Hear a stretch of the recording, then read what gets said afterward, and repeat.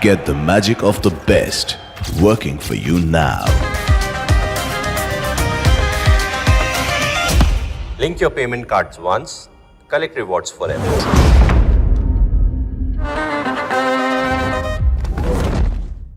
Hi, I'm Shreya Saran. Kerala's Wayanad area is hit by devastating landslides, resulting in loss of lives and livelihood. Kerala needs your help right now. Let's join NDTV initiative. Come, donate. Let's rebuild Wayanad.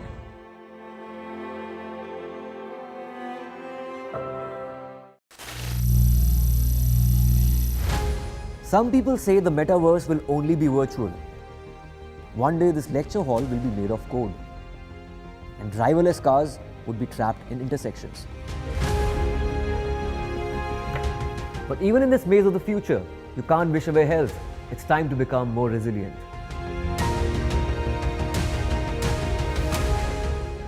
"10 years of Banega Swasth India, we have grown and achieved so many milestones.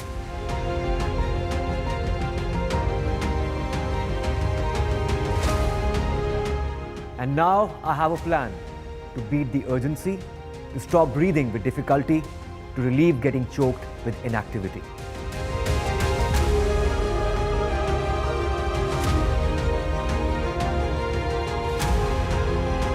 Energize our government, our environment, our society, and ourselves. Everyone, everywhere, every day.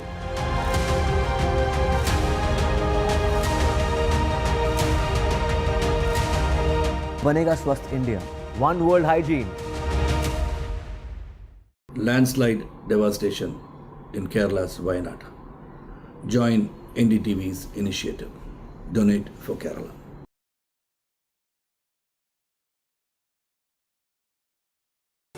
Stay informed and entertained with the new and updated NDTV News app.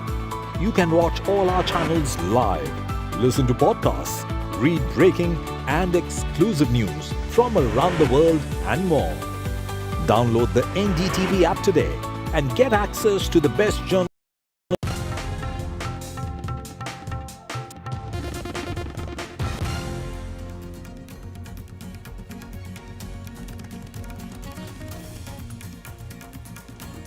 And Prime Minister Narendra Modi speaks with US President Joe Biden. PM appreciates President Biden's commitment to India-US partnership. The duo discuss Ukraine, Bangladesh, and also the safety of Hindus in Bangladesh.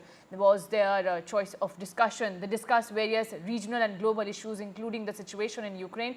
The Prime Minister also briefed US President Joe Biden on his recent visit to Ukraine, which US President Joe Biden hailed as historic and appreciated PM's efforts to establish peace. Now, PM Modi also reiterated India's full support for early return of peace and stability in Ukraine.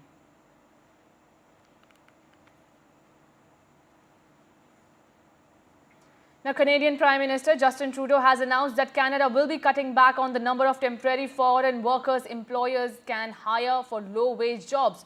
Canada has slashed foreign workers intake. This is a bid to reduce temporary foreign workers. Canada has also stopped the process of issuing the visas in low-wage stream. Only 10% of total workforce can be hired through the program that was launched by Canada in the bid. Now, Canadian Prime Minister says that this is a time to boost and employ more Canadian youth and workers instead of foreign workers. My colleague Mohammad Ghazali is also now joining me for more on this. Ghazali, a lot of people, including from India, go to Canada. This will be a big setback for such people.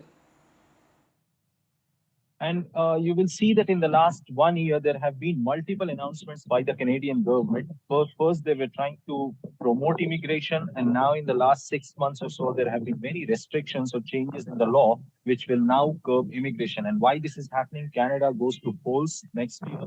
And Mr. Trudeau is facing a lot of challenges when it comes to economic issues or on the economic front. And many survey reports from economic think tanks in Canada have suggested that the rising unemployment and high immigration rate has led to this situation where people are facing urban issues when it comes to housing facilities, or even immigrants who have come to Canada on a student visa or on permanent residency. They are not getting jobs, and that has become a big economic issue for Canada. And that is why, to check on one of these steps, Canada is saying that it will now reduce the workforce of that particular program, through which it will now put a cap of 10% in getting low-skilled people from, or immigrants from, other countries. Though it is also restricted to certain professions, or its other professions are immune to this program. But in a larger context, it will certainly impact India as well, because large number of people from multiple states in the northern states like Punjab, Haryana, even Jammu and Himachal move to Canada on a student visa for future prospects. But the way things are unfolding, the economic situation in Canada is in a very dire state, and we have been hearing reports from multiple agencies, from Canadian think tanks, from Canadian agencies, indicating that perhaps higher immigration has led to this situation. Right. Thank you so much, Mohammed Ghazali, for joining us and giving those details. Now, child marriage, often the result of inescapable compulsions and circumstances, has devastating consequences for the girl child. It brings an abrupt end to her childhood, impacts her health and takes away her rights and choices. This is the story of two sisters from Udaipur whose lives were changed forever because of child marriage, and who were then rescued thanks to the Prohibition of Child Marriage Act, showing once again that the enforcement of laws is critical to ending child marriages in India. This is the story of two young sisters who have suffered the pain of one tragedy after another. First, the loss of their father, the only breadwinner in the family. Then a slide into grinding poverty, which forced their mother into getting them married off when they were just 12 and 14 years old. When they should have been playing with friends or going to school, Asha and Neha were cut adrift from the only family they had known and thrust into marriages they wanted to escape from. When they finally did escape and made their way back to their mother, little did they know the danger they had invited home. One of the husbands, irate that the girl had escaped his possession, murdered the only support these girls had left, their mother. Orphaned, left alone, forced to deal with the loss of both parents. Nobody to call their own. This is not something that a 12-year-old or a 14-year-old should ever have to deal with. The accused was arrested and put on trial. It was in August last year that the incident came to the notice of Child Welfare Committee, who then reached out to Gayatri Seva Sansthan, the Udaipur-based partner NGO of Child Marriage Free India, a pan-India campaign focused on putting an end to child marriages in the country by the year 2030. जब मुझे इस मामले का पता चला तो पहले तो हमने बच्चों की काउंसलिंग की, उसके बाद बच्चों की रहने की व्यवस्था की, क्योंकि उनके पास कोई रहने की व्यवस्था नहीं थी। फिर पढ़ाई से जोड़ा उनको। उसके बाद हमने बच्चियों की पारिवारिक न्यायालय में शून्यकरण के लिए, बाल विवाह शून्यकरण के लिए केस दर्ज करवाया। With a safe shelter for the first time in years, both girls found the strength to take up the legal fight. Their case was presented before the court in September last year with the help of Child Marriage Free India campaign, and their painful ordeal saw some relief in April this year when the District Legal Service Authority, Udaipur, granted a joint compensation of Rs 3 lakhs to both the girls. Their marriages are still in the process of being nullified, with their case in the final stage of hearing. Invoking the provisions of the Child Marriage Prohibition Act, we think is a landmark order, because many times in such cases, convictions do happen in sexual assault cases, in POCSO provisions, but not under the Child Marriage Act. Invoking this sends a very strong message in the society, and the court recognizes the fact that these young girls were forcefully married into this situation. For Asha and Neha, their unimaginable trauma had been compounded several times over. At an age when children are provided the hope of a good life, the two girls are recovering from their tragic situation. Child marriage cost them not only their childhood, but their own mother's life.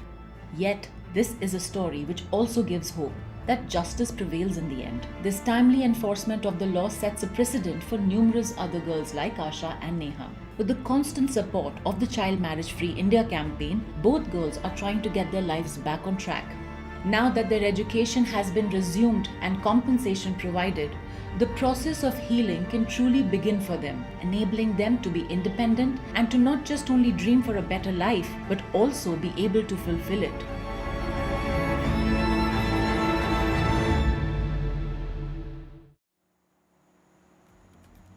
And with that, it's a wrap on this news edition. But stay tuned and keep watching NDTV as right after the break, my colleague Parmeshwar Baba will take you with all the latest updates that's happening around the world.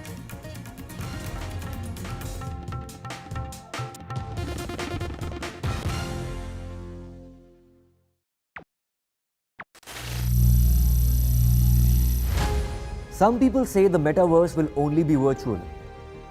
One day this lecture hall will be made of code, and driverless cars would be trapped in intersections. But even in this maze of the future, you can't wish away health. It's time to become more resilient.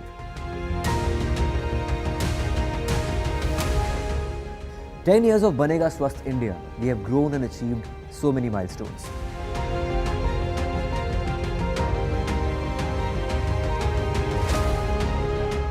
And now I have a plan to beat the urgency, to stop breathing with difficulty, to relieve getting choked with inactivity.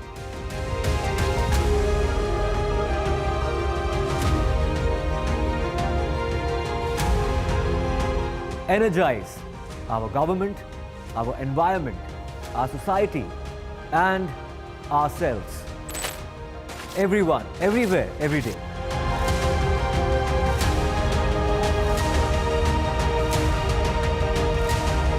Banega Swasth India. One world hygiene. Stay informed and entertained with the new and updated NDTV News app. You can watch all our channels live, listen to podcasts, read breaking and exclusive news from around the world and more.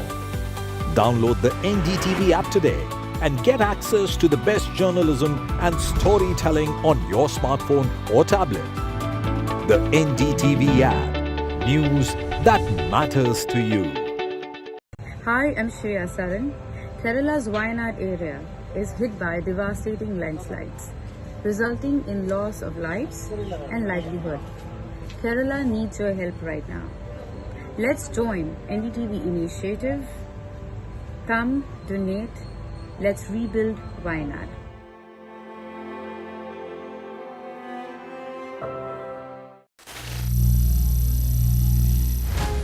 Some people say the metaverse will only be virtual.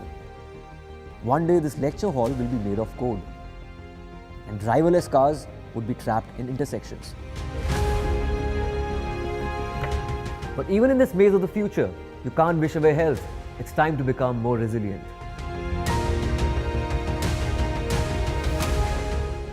"10 years of Banega Swasth India, we have grown and achieved so many milestones.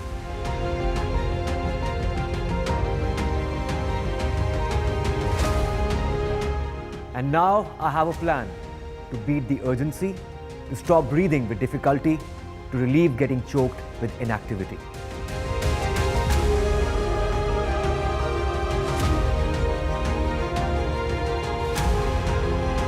Energize our government, our environment, our society, and ourselves.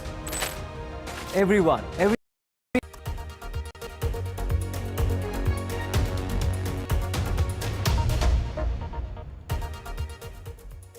You are watching The World 24/7 on the NDTV network. I'm Parmeshwar Baba. Let's begin with the headlines we're tracking at the moment. India and the United States have shared concerns about developments in Bangladesh, particularly over the safety of minorities. This is what the Indian government has said after US President Biden and Prime Minister Modi spoke to each other over the telephone.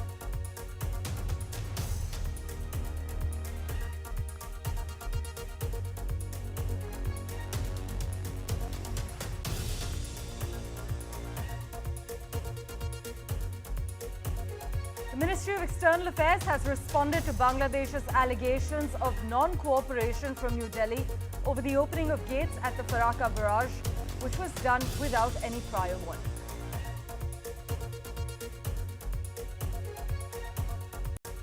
Canadian Prime Minister Justin Trudeau says that the country would reduce the number of low-wage foreign workers. He added that it was now time for Canadian businesses to invest in their own workers and youth.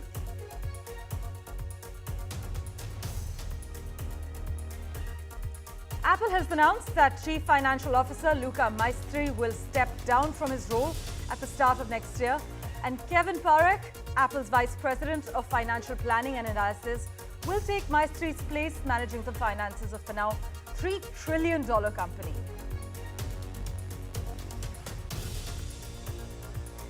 A Chinese military surveillance aircraft encroached on Japanese airspace, the first known incursion of its kind, putting the Pacific further on the edge.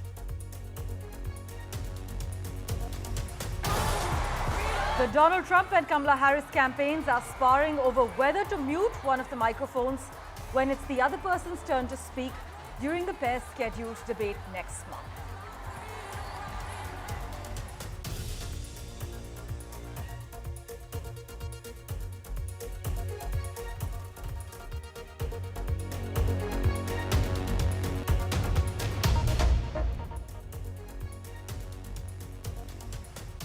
Well, our big focus. A few days after returning from Kyiv, Prime Minister Modi spoke with US President Joe Biden and updated him on his visit to Ukraine. Now, Prime Minister Modi shared details on X, mentioning that they also talked about the situation in Bangladesh and stressed the importance of quickly restoring normalcy and ensuring that the safety of Hindus is absolutely paramount. Although our Prime Minister has raised concerns about the safety of Hindus in Bangladesh multiple times since the 8th of August, when Muhammad Yunus actually assumed leadership of the interim government in Dhaka, this was the first instance of the issue being addressed between India and the United States at such a high level. Prime Minister Modi actually initially brought up the matter shortly after Mr. Yunus's inauguration, extending his best wishes and urging him to prioritize the safety and protection of Hindus in Bangladesh. Mr. Modi also highlighted the issue in his Independence Day speech from the Red Fort and during a subsequent phone conversation with Mr. Yunus.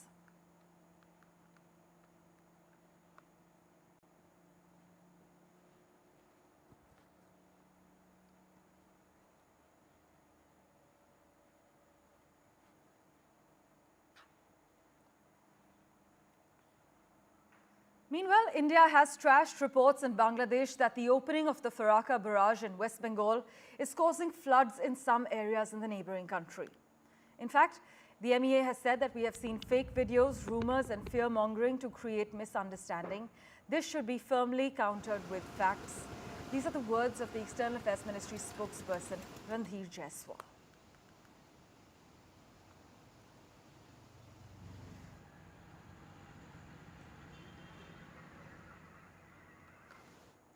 In fact, last week too, India described as factually incorrect reports in Bangladesh that the flood situation in certain parts of the country has been caused by the opening of a dam on the Gumti River in Tripura. My colleague Mohammed Ghazali is with us. He joins us for a live update at the moment. Ghazali, take us through the latest details. See, Karma, as you rightly pointed out, even last week as well, the MEA had categorically rejected reports that India was anywhere responsible behind the flood situation in Bangladesh. And India and Bangladesh share a long border.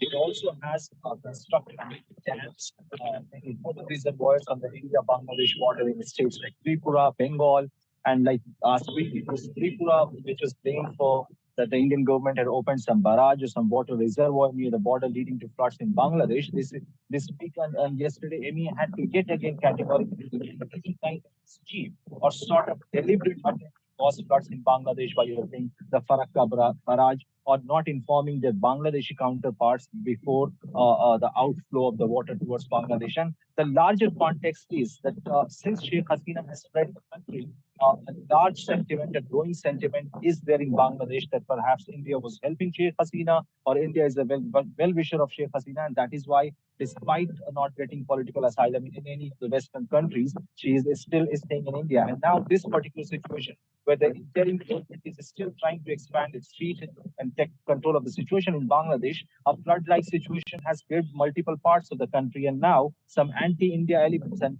we have just seen sort of Facebook, social media post by one of the student leaders who was part of anti-Sheikh Hasina protest of the quota stir and is now part of Muhammad Yunus's interim government there, and he is also blaming India that India deliberately allowed the water to move towards Bangladesh into this flood. So MEA or the Indian government is really they are aware of the situation, and time and again they are debunking this myth by sharing facts that this before the outflow of water to Bangladesh, and perhaps it's a matter also since then Bangladeshi authorities were also informed about it. As always, Ghazali, thank you so much for taking us to the latest developments and also contextualizing the latest details for us. With that, let's turn our attention now to Russia. Well, Russia launched over 200 missiles and drones at Ukraine, resulting in the deaths of 7 people and hitting energy infrastructure across the country, according to Kiev. Meanwhile, neighboring NATO member Poland reported that a drone likely crossed into its airspace, and the attacks caused widespread power outages and disrupted water supplies in several regions, including parts of Kiev. Now, officials indicate that the assault, marking 2.5 years since the full-scale invasion, was aimed at power and other vital infrastructure throughout Ukraine.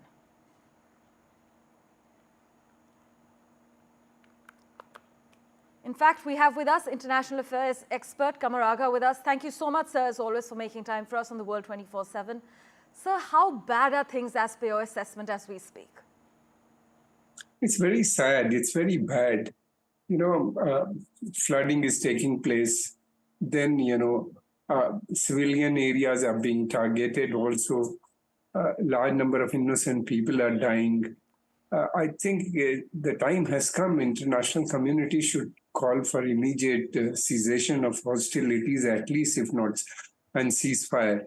That should be, I think, top priority. I believe, the Americans might like to have such as, because one thing is clear, the Ukrainian army can't win this war. That has been proved. And they cannot also, they're finding it difficulty to liberate whatever the areas Russian forces have occupied. That is there also. Large number of Ukrainian troops are deserting from the post. This is what's happening. That's very serious development. And internal situation, we don't know much because emergency-like situation is there, martial law is there. So we don't know much about what is happening, but reports are coming, the people, they want peace, they want settlement of this dispute through negotiations. I don't know how much time it will take because otherwise, people from both sides keep dying, Ukraine has very superior military equipments, but you cannot win a war with only by military equipment. Absolutely. There has to be desire, there has to be, spirit of fighting. That the army is losing. That is the major problem which Ukraine is facing at the moment. In fact, sir, this attack has also prompted Ukrainian officials to now renew Kiev's pleas for Western weapons and also permission from Ukraine's allies to hit military targets in Russia? Yes, they have asked yesterday, in fact, because what was happened earlier when Iranians have attacked Israel with missiles and drones. At that time, the Americans and the Britishers and French, I believe, also joined in to prevent Iranian missiles reaching at Israel. So similar situation is now they are asking, now they are asking Americans and Europeans, that they should at least help us prevent Russian missile coming inside the country. But that's a very serious issue. I don't think immediately European would like to have, because that means, the spread of war into other countries also. So therefore, it will take some time. I mean, we'll have to wait and see how the Western countries are responding. Secondly, now situation is hotting up in West Asia. Yes. Two-way war would be very expensive for Americans and for Europeans also. And for Europe and America, Iran or this region, Persian Gulf region, is equally important because that is a major source of energy to global, almost 30-40% in this region. Oil and gas come from Saudi Arabia, Kuwait, Bahrain, Qatar, all these countries, and the problem is, the Saudis are also now virtually talking about independent foreign policy, willing to join BRICS, which means accepting the de-dollarization process. All these things are not acceptable to the Americans. Americans are putting pressure on Saudi Arabia not to do these things.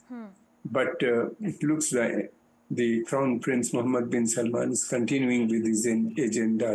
He's trying to make a balance between America and the West, but his relation with China is growing. His relation with the Russians are also. As we've seen, so yes. this, but I say this region is equally important. I think frozen peace is at least possible in Ukraine. Frozen peace means like North Korean type of situation. North Korea is still at war with South Korea, but no border clashes or such things are not taking place. Yes. So similar situation is possible, this sort of things should be possible because the American, because the army, local army, Ukrainian army is not in a position to fight with the Russian superior weapon systems. No, Russians are using. Well, we have seen some movements in terms of the Ukrainian army making some gains into the Kursk region, but let's see, unfortunate times, we're going through unfortunate times lie ahead, certainly hoping a situation is somewhere on the radar. As always, thank you so much, sir, for making time for us and joining us with your valuable perspective. With that, let's turn our attention now to what's happening in Canada. Well, Prime Minister Justin Trudeau has announced that Canada will be cutting back on the number of temporary foreign workers employers can hire for low-wage jobs.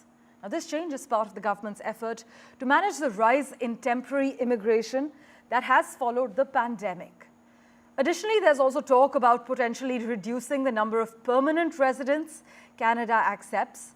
But according to local media, the federal government revealed 3 new updates to the temporary foreign worker program during the second day of the cabinet retreat in Halifax. Now, these changes, which are set to take effect on the 26th of September, come after similar adjustments made earlier this year in March as well as over the summer. Well, we have with us immigration expert Rohit Sharma at the moment. Thanks so much, Rohit, for joining us. Now, take us through how badly this is likely to impact Indians, or it's not likely to affect Indians seeking jobs in Canada at the moment. Yeah, good morning and thank you very much, Rameshwar. This development, in fact, was coming, and it was not that it is just announced. In fact, strangely, like 2 years back, this ratio of 20%, it was there. Then it was 10%, and now we have increased it to 20% again, 10% again to the total employment force. As regard Indians are concerned, temporary foreign worker, in fact, was making is one of the category that was making quite a quantum of immigration, because otherwise also the immigration programs to Canada are on the comprehensive ranking point system are pretty tough to crack. So people were getting opportunity from the employers there, and they were actually going through this route. So it is definitely an impact on the total number, because they have also reduced the duration of 2 years to 1 year of work visa. So it is too small a period, for a person to convert their status from a temporary foreign worker to a permanent resident of that particular country. So yes, people will start thinking about. But this is also happening, because unfortunately, what was happening is that the migrants who were landing there in Canada, the temporary foreign worker programs, they were also finding that employers were also abusing them from the perspective of giving them salaries on times and and misusing their presence there as well. And then also so many, consultants across India and across the world also, they have misused this policy of, charging huge sum from the employees here and sending them from the perspective of permanent resident visa more than from the perspective of job. So many things were happening that has actually resulted to this cap on the employers from the low wage stream. And so this is how it is. This is how it is placed right now. Right, but we are aware that this announcement comes after the unemployment rate in Canada was actually at a 30-month high of about 6.4%. But Rohit, like you crucially touched upon this, given the structural inequities between temporary foreign workers and employers and their insufficient access to justice and remedies, like you mentioned, non-payment of salaries on time, reports have highlighted how workers experience a wide range of abuses as well. So in that sense, is it really bad news for Indians seeking low-wage jobs? In fact, on my honest acknowledgement, it's not that bad as I will not, be critical of the Canadian government step on this, because the fact is that, yes, this program was actually getting very abused because it's not just the employers, who were exploiting the situation of the workers there. The fact is that the people also, who were going from there, they were looking it from the perspective of gaining a permanent residency visa, right? More than just an employment. So they were landing there in Canada on these particular temporary jobs. And yes, then what happens, once you land up there, then you are totally to the mercy of the employer.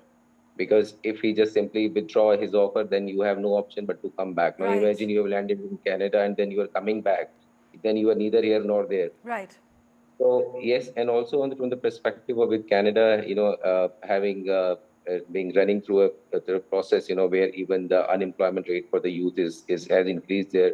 The locals there, were very happy with the Canadian government policy of encouraging so much of immigrants. Right. Elections are also coming up. So many things have actually resulted to this particular factor.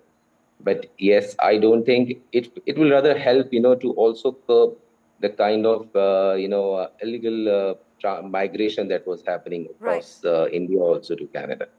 Well, as always, Rohit, thanks so much for joining us on the World 24/7. Thank you very much. Well, there was criticism of Canada's temporary foreign workers visa. In fact, the UN had described the program as a breeding ground for contemporary forms of slavery. Meanwhile, the White House National Security Advisor Jake Sullivan will travel to China for talks with top Chinese diplomat Wang Yi, a visit aimed at keeping US-China tensions in check with the upcoming November election fast approaching. Now, from today till the 29th of August, talks in Beijing are scheduled, and Jake Sullivan is expected to discuss issues ranging from Taiwan to bilateral military talks, as well as the US fentanyl crisis and China's support for Russia's defense industry.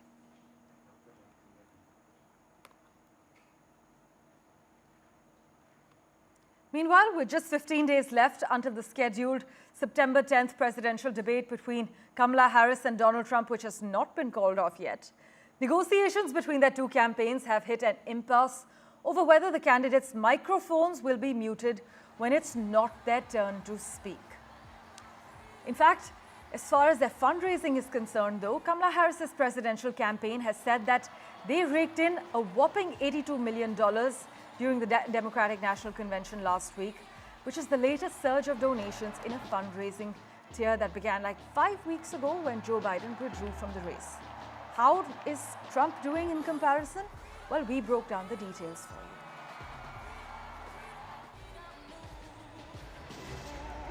you. US Vice President Kamala Harris jumped into the presidential race last month, and it's shaking things up in a big way. Her campaign has absolutely soared, raising over 4 times more money than former US President Donald Trump did in July. Democrats are claiming that groups supporting Kamala Harris have already raked in more than $500 million since Joe Biden stepped out of the race.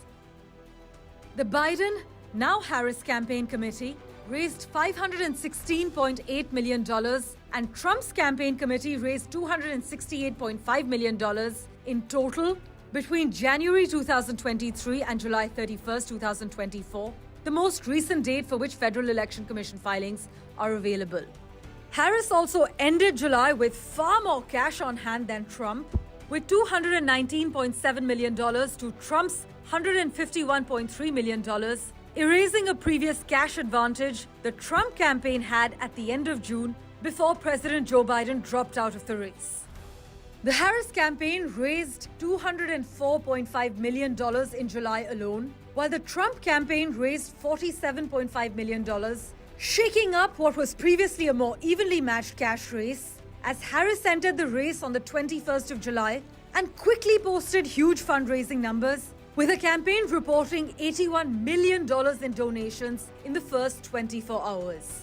The fundraising surge reportedly continued into August. Harris and her allies raised a combined $540 million since Biden dropped out, including some $82 million during the Democratic National Convention. Kamala Harris also shook things up by naming Minnesota Governor Tim Walz as her vice president pick, and it paid off big time. Her campaign pulled in $36 million in just one day after the announcement. So how much are Harris and Trump spending? Historically, the Biden-Harris campaign has burned through cash faster than Trump. By June, they had spent $189.7 million compared to Trump's $92.1 million. Last month alone, Harris's team shelled out $80.7 million, while Trump spent just $24.3 million. Billionaires, meanwhile, are backing both Trump and Harris. Trump's top donor is Timothy Mellon, who's given a staggering $115 million to support him.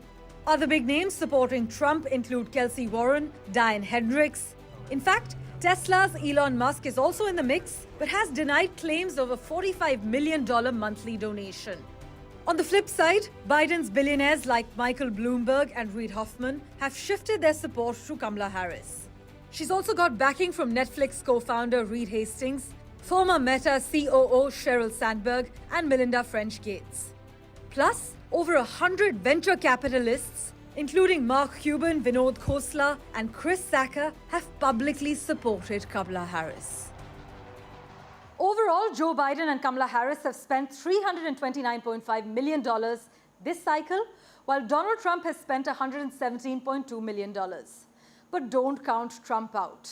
His campaign is stepping up, recently making a $12 million ad buy in key battleground states, the biggest since the primaries. But with both campaigns amassing significant funds and gearing up for a fierce battle, the next few months will be crucial in shaping the final push to election day in the US. We're keeping a close eye on how these dynamics will play out as we approach the November showdown. Parmeshwar Bava for NDTV.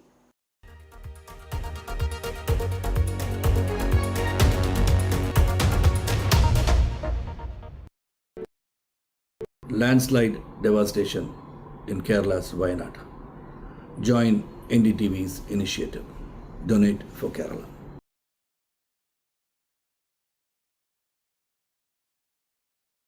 Stay informed and entertained with the new and updated NDTV News app.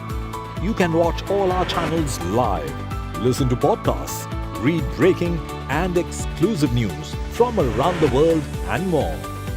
Download the NDTV app today and get access to the best journalism and storytelling on your smartphone or tablet. The NDTV app. News that matters to you. Some people say the metaverse will only be virtual. One day this lecture hall will be made of code, and driverless cars would be trapped in intersections. But even in this maze of the future, you can't wish away health. It's time to become more resilient.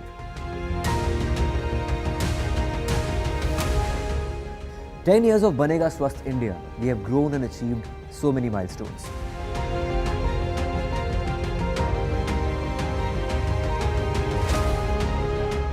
And now I have a plan to beat the urgency, to stop breathing with difficulty, to relieve getting choked with inactivity.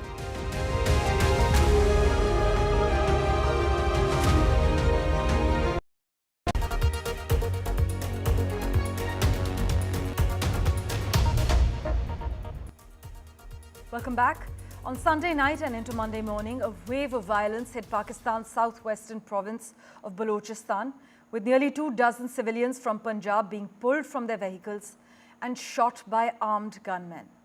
This was actually part of a series of at least 6 deadly attacks that resulted in at least 74 deaths. For the latest on what's happening in Pakistan, let's go across to former Director of National Security Council Secretariat, Dr. Tariq Hameed. Thank you so much for joining us.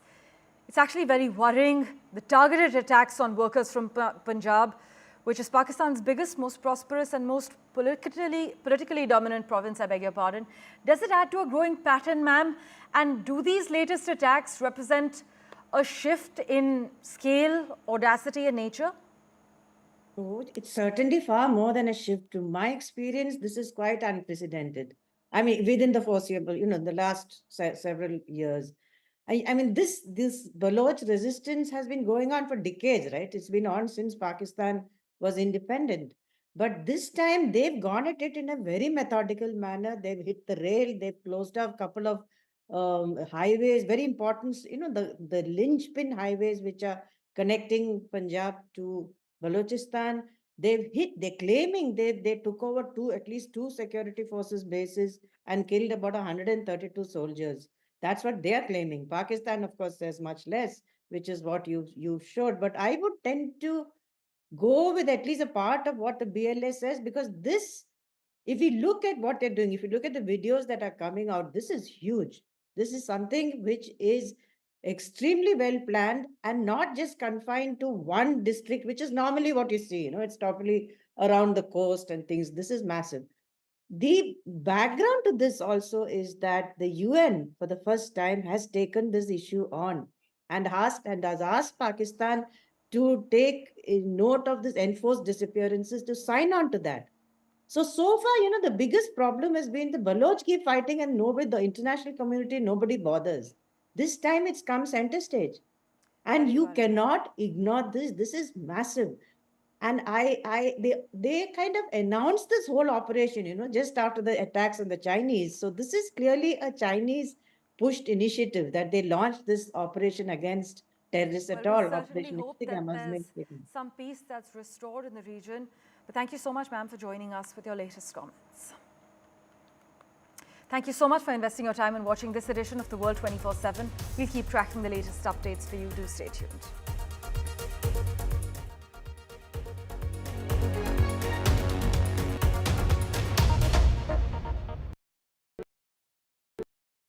Stay informed and entertained with the new and updated NDTV News app.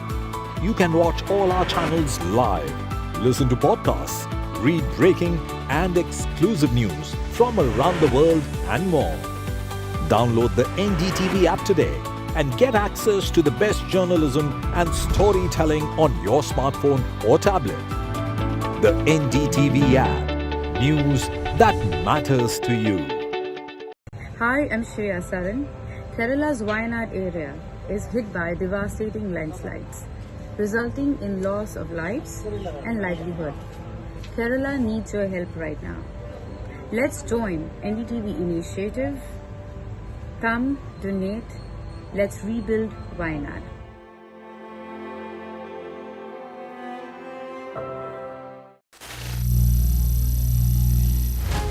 Some people say the metaverse will only be virtual. One day this lecture hall will be made of code, and driverless cars would be trapped in intersections.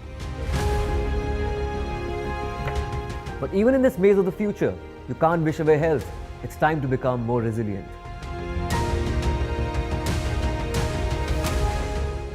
"10 years of Banega Swasth India, we have grown and achieved so many milestones.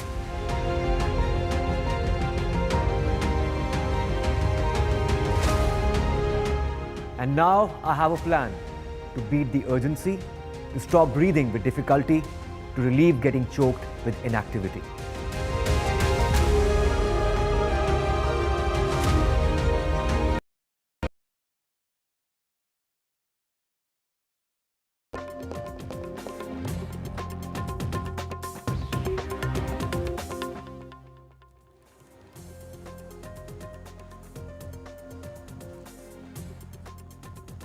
Amid sexual misconduct allegations in Bollywood, Kerala police files first case. Police registered non-bailable case against Ranjit based on complaint by a female actor.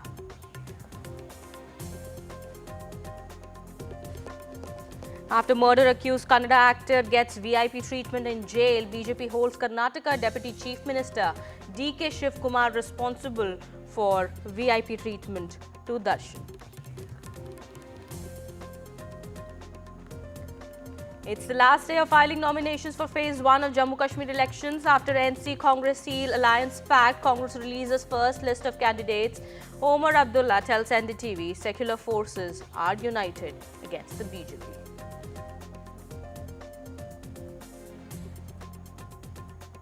A 35-foot Shivaji statue has collapsed in Maharashtra, which was inaugurated just last year.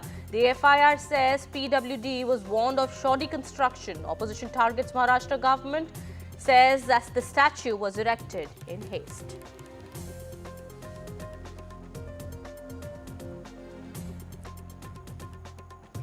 In connection with the Kolkata rape and murder case, students have planned a protest march to Bengal Secretariat. Kolkata cops have denied them permit, citing UGC exams. SC appointed National Task Force to develop protocol for women's safety to hold its first meeting today.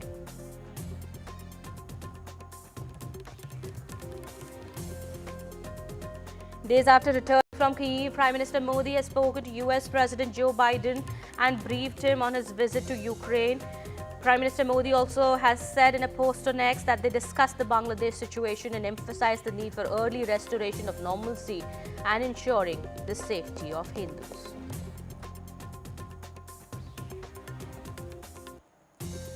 Canada is reducing by tens of thousands the number of temporary foreign workers it brings in, reversing expansions to the program made in 2022 as government struggles to bring down numbers of temporary residents.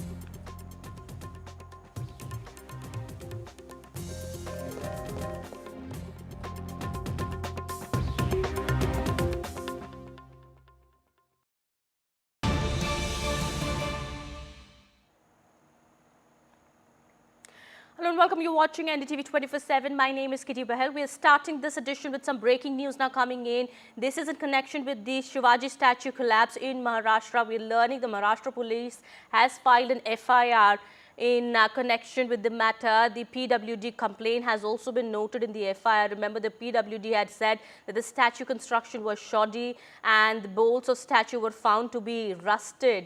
The FIR said that tourists had earlier warned of statue rusting and the contractor, structural consultant, had colluded and the statue was erected in haste. This is what the opposition also has said now, mounting attack on the Maharashtra government now. My colleague Radhika Ramaswamy also joins us on the broadcast here, getting us more on that. Radhika, we believe Maharashtra cops have filed an FIR in connection with the matter. What more details are coming out? That's right. Sindhudurg police have filed an FIR against contractor and structural consultant as far as the construction of the statue is concerned. Remember, 35-foot statue of Shivaji Maharaj unveiled by Prime Minister Modi last year collapsed yesterday afternoon amid heavy rain and strong winds. Of course, as you mentioned, the opposition slammed the ruling party alleging corruption in construction of the statue and have demanded a thorough probe. FIR registered under multiple sections. In fact, the complaint by the PWD in the FIR says the construction is of poor quality. The nuts and bolts used for the construction were found to be rusted. In fact, they also say that locals as well as tourists had complained of rusting of the statue, and this is something that the PWD has brought to the notice of the authorities. And they had also mentioned that statue, they warned, is damaged and could cause huge loss of life and money. So the contractor and the structural consultant colluded and attempted to cause loss of human life and properties. The allegation, they defrauded the government, damaging this by carrying out shoddy construction without properly utilizing the funds made available by the government, is the complaint by the PWD. Of course, this has created a lot of uproar with the opposition blaming the state government over the collapse. Of course, a probe team is at the site at this point, and the Indian Navy has also sent its team. It had erected the statue at the time, has sent its team to Sindhudurg to investigate. Okay. So we do understand a political war of words is also going on over this matter. Maharashtra Chief Minister Eknath Shinde has also reacted, saying that the statue was erected and designed by the Navy. And we do understand, as my colleague Radhika has been informing us here, that the Navy also has ordered a probe into the matter. Let's first listen into the reactions coming in, the political reactions coming in on this big story that we're tracking. हा पुतळा जो आहे हा नेव्हीने उभारला होता.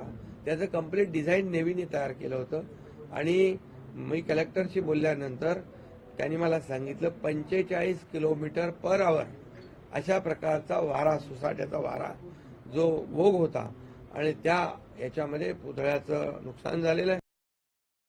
अब ये छत्रपति शिवाजी महाराज के पुतले में भी ये सरकार कमीशन खाएगी? कौन है ये ठाणे का कॉन्ट्रैक्टर जिसके पास में करोड़ों के काम है? उसके ऊपर तुरंत एफआईआर करो, अगर तुम ईमानदार हो तो उसके ऊपर कार्रवाई करो, उसको ब्लैक लिस्टेड करो और छत्रपति शिवाजी महाराज का पुतला पूरे फिर से उनके तरफ से ही खर्चा वसूल करके खड़ा करने का काम करो. हमारी मांग है इनके ऊपर सख्त कार्रवाई हो और वो तुरंत हो, ये मांग हम करते हैं. अत्यंत गंभीर आहे. महाराजांचा पुतळा बसवताना या सरकारने काळजी घेतली नाही. सरकार त्याला जबाबदार आहे. सरकारने केवळ आणि केवळ पंतप्रधानांच्या हस्ते हा पुतळा उभारायचा एवढा उद्देश ठेवून इव्हेंट केली. पण मूळ महाराजांच्या प्रती जी काळजी घेणं आवश्यक होतं, पुतळा उभारताना त्याच्या बळकटीची, त्याच्या सर्वच तिथल्या वाऱ्याची, तिथल्या सगळ्या परिस्थितीची, याचा दुर्लक्ष करण्याचं काम झालेलं आहे. मी नेहमी म्हणतो की हे सरकार इव्हेंट सरकार आहे. यांना कामाच्या दर्जाविषयी देणं घेणं नाही. में लोकसभा चुनाव को ध्यान में रखकर सिंधुदुर्ग किले पर वो जो स्टैचू का उद्घाटन किया, मुझे लगता है बहुत ही घटिया तरीके से काम किया. छत्रपति शिवाजी महाराज एक ऐसी युग पुरुष थे जिनके लिए थोड़ा टाइम देना चाहिए था, लेकिन चुनाव के लिए, वोटों के लिए छत्रपति शिवाजी महाराज का अपमान किया.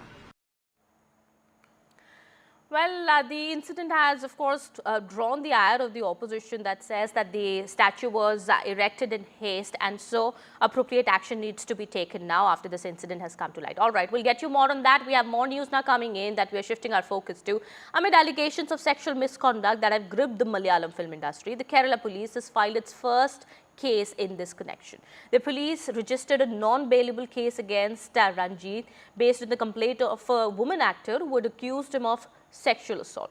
Ranjit has said that the allegation was an outcome of a concerted move against him after he became the chairman of the academy. Well, after the release of the Justice Hema Committee report, Bengali actor had alleged that Ranjit had allegedly misbehaved with her in 2009 during the shoot of a project. On Sunday, director and Kerala State Chalachitra Academy Chairman Ranjit and Actors Association General Secretary Siddiq had to step down from their respective positions over these allegations. All right, my colleague Ishika is also now joining us on the broadcast here, getting us more on that. Well, Ishika, so the first case now has been registered in the wake of the allegations that have been made by several women, we do understand, of sexual assault and misconduct in the Malayalam film industry. This complaint, we do understand, by a Bengali woman actor against Ranjit. And the first case now has been registered. We do believe the SIT will be looking into it now.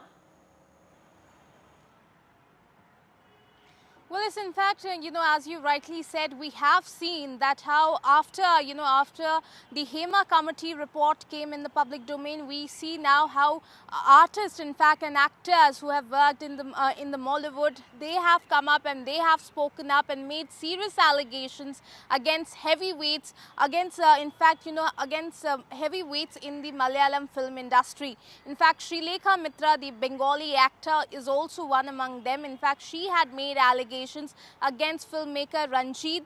And yesterday itself, she had filed a complaint with the Kochi police, and now the filmmaker Ranjit has been booked by the police. And now, as you rightly mentioned, the SIT that has been formed by the state government, it is in fact a team of 7 senior officers. They are also going to look into this issue.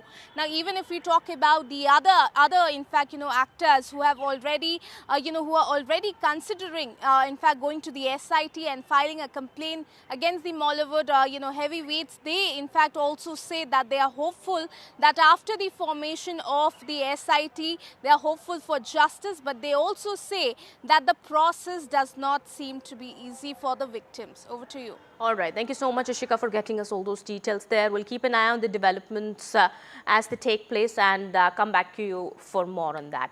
Well, that is the latest coming in at this point in time. We are shifting our focus now to some more news that we are tracking. This is from Karnataka, facing flag over the video showing preferential treatment to actor Darshan in prison. Karnataka Chief Minister Siddaramaiah directed authorities to transfer the accused actor and his associates to a different jail.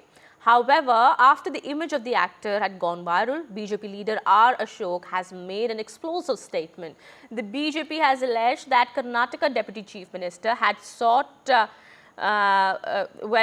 we believe what he said was that actor Darshan had sought DK Shivkumar's help, whom he had recently met. R. Ashok had said that Karnataka Deputy Chief Minister said it himself that he had met Darshan and that the latter had sought Deputy Chief Minister's help. He said, "I've seen this statement. The jail was raided a few days ago. They had seized everything, including mobile phones. But in the next couple of days, how were these pictures taken and how did that mobile phone get into click these snaps?" Listening. ಸ್ವತಃ ಉಪಮುಖ್ಯಮಂತ್ರಿಗಳು ಹೇಳಿದಾರಲ್ಲ, ಅವ್ರು ನಾನು ಭೇಟಿ ಮಾಡಿದ್ದಾರೆ, ನನ್ನ ಸಹಾಯಕ್ಕೆ ಬಂದಿದ್ದರು ಅನ್ನೋ ಹೇಳಿಕೆಯನ್ನು ನಾನು ನೋಡಿದ್ದೀನಿ. ಇವತ್ತು ಆ ಜೈಲುಗಳು ಮೊನ್ನೆ ತಾನೇ ಒಂದು 4-5 ದಿನದಿಂದ ಇಡೀ ಜೈಲಿಗೆ ರೈಡ್ ಆಯಿತು. ಪೊಲೀಸರು ರೈಡ್ ಮಾಡಿದ್ರು. ರೈಡ್ ಮಾಡಿ ಅಲ್ಲಿರೋ ಏನೇನಿದೆಯೋ ಮೊಬೈಲ್ಗಳು ಎಲ್ಲ ಸೀಸ್ ಮಾಡಿದ್ರು. ಅಕ್ರಮ ಏನು ನಡೀತಾ ಇತ್ತೋ ಅದೆಲ್ಲವನ್ನು ತಡೆಗಟ್ಟುವಂಥ ಕೆಲಸವನ್ನು ಮಾಡಿದ್ರು. ಅದಾಗಿದ್ದು 4 ದಿನಕ್ಕೆ ಈ ಫೋಟೋ ತೆಗಿಯೋಕ್ಕೆ ಮೊಬೈಲ್ ಎಲ್ಲಿಂದ ಬಂತು? All right, my colleague Pratibha Raman also now joins us on the broadcast. She is getting us more on this big story that we're tracking. Well, that's a huge statement made by R. Ashok here about the case. And what is he really implying here, Pratibha? That there is a connection between DKS and what happened in jail with Darshan? Well, the answer lies in your question, Kitty, because talking of the VVIP treatment that has been meted out to Darshan and who could have done this has been the question that has been doing the rounds, which has definitely taken a political turn and leaving no opportunity behind. Leader of opposition has pointed fingers at DK Shivkumar, where R. Ashok has gone on to say that Deputy Chief Minister of Karnataka is the one who has been responsible for having given those special privileges to actor Darshan in jail. And he also has said that this is a statement that has been made by DK Shivkumar himself, where he said that he did meet Mr. Darshan in jail and that he had assured him all the help. And this needs to definitely be investigated on one hand, but the entire political blame game has definitely kind of been triggered with the incident that has happened. In the meantime, when it comes to the investigation, there are 3 FIRs that have already been registered, which also includes Darshan's name.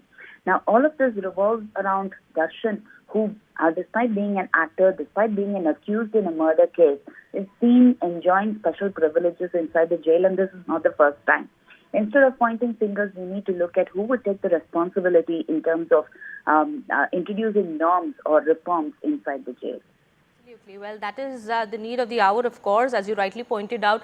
But we do understand there is this political blame game also that is happening with R. Ashok's recent statement that has come in. We will wait for a Congress reaction on that. Meanwhile, thank you so much, Pratibha, for getting us all those details there.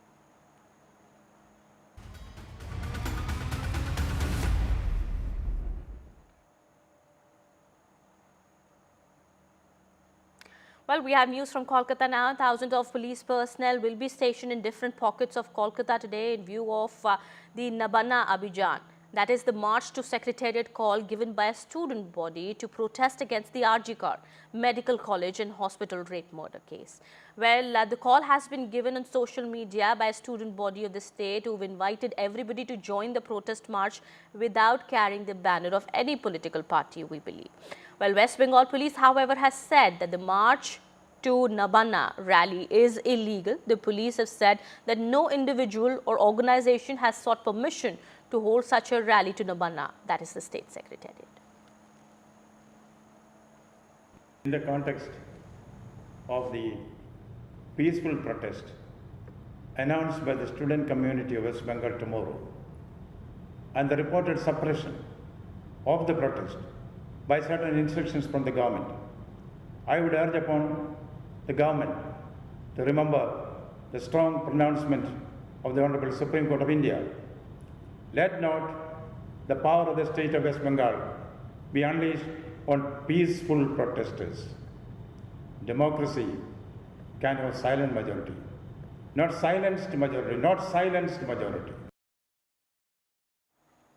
All right, my colleague Saurabh Gupta also now joins us on the broadcast here, getting us more on that. Saurabh, we believe the call for the march towards the Secretariat has been given by a student body. However, the police is saying there is no permission that has been asked for this march. What more details do we have about that?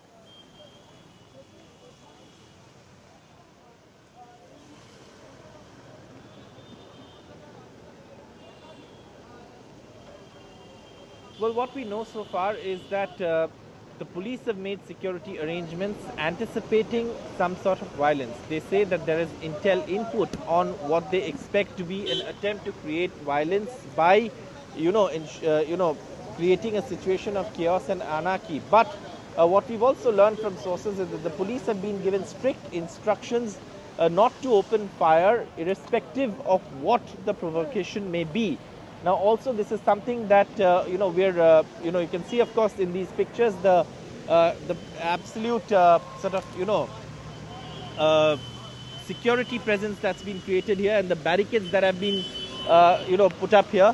This is, of course, in connection with the planned protest, and of course, top officers of the Kolkata police also on duty since morning. Now, what we've been given to understand is around 6,000 policemen will be on duty to prevent these protesters, whom the police say is not actually students, but miscreants. And also they say that this is something that they will prevent. These barricades, you can see, have already been put up here, and also several policemen already out on the field on duty, including what we've been given to understand is 6,000 policemen, along with 27 deputy commissioners of police who will be on duty at several locations, including Strand Road, Hastings and other places where they will be stopping these groups from moving forward. But of course, it comes in the backdrop of a blame game between the BJP and the Trinamool Congress as well. And this is something that, we've been reporting. In fact, if you play out the story that we've filed, that also, of course, has all the details of that protest. And at this point, though, very tight security already visible on the streets of Kolkata. All right. Thank you so much, Saurabh, for getting us all those details there. Well, right behind Saurabh, we can see huge security arrangements, of course, have been made. The police, of course, has denied any sort of permission for this march that has been called by a student body there. We'll have to wait and watch how that really pans out. Meanwhile, some more news that we're tracking at this point in time. The National Task Force on Women Safety will hold its first meeting today. The task force includes prominent figures such as the former cabinet secretary and several leading doctors. As per the details, medical organizations have been invited to participate and share their opinions as the NTF aims to create a platform for discussing crucial issues related to the safety and security of medical professionals. Well, the Supreme Court had asked the task force to submit its interim report within 3 weeks and the final report within 2 months. All right, my colleague Tanushka also now joins us on the broadcast here, getting us more on that. Tanushka, what time are we expecting the first meeting to be held today? Right, so the 10-member task force that has been set up by the Supreme Court after taking so moto cognizance of the rape and murder case in Kolkata that happened the last 2 weeks. This task force was set up last week by the Supreme Court, and we're expecting its first meeting to be convened later in the day today in the afternoon.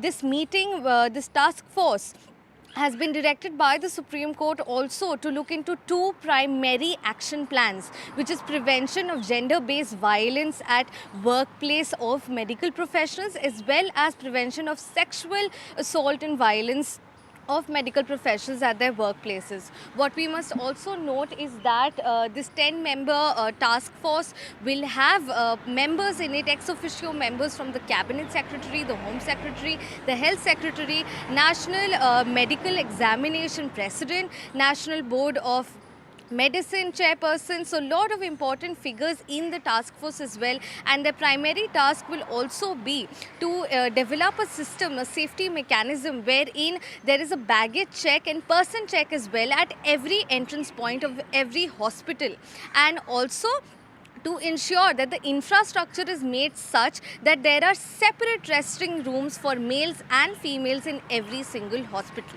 So looking forward at the meeting, National Task Force meeting, its first meeting later in the afternoon today. These are some broad points upon which the task force will be making their plans, looking into the matter that happened at Kolkata. Back to you. Right. Thank you so much, Tanishka, for getting us all those details there. Well, this is an important meeting now, first meeting of the National Task Force that has been called today.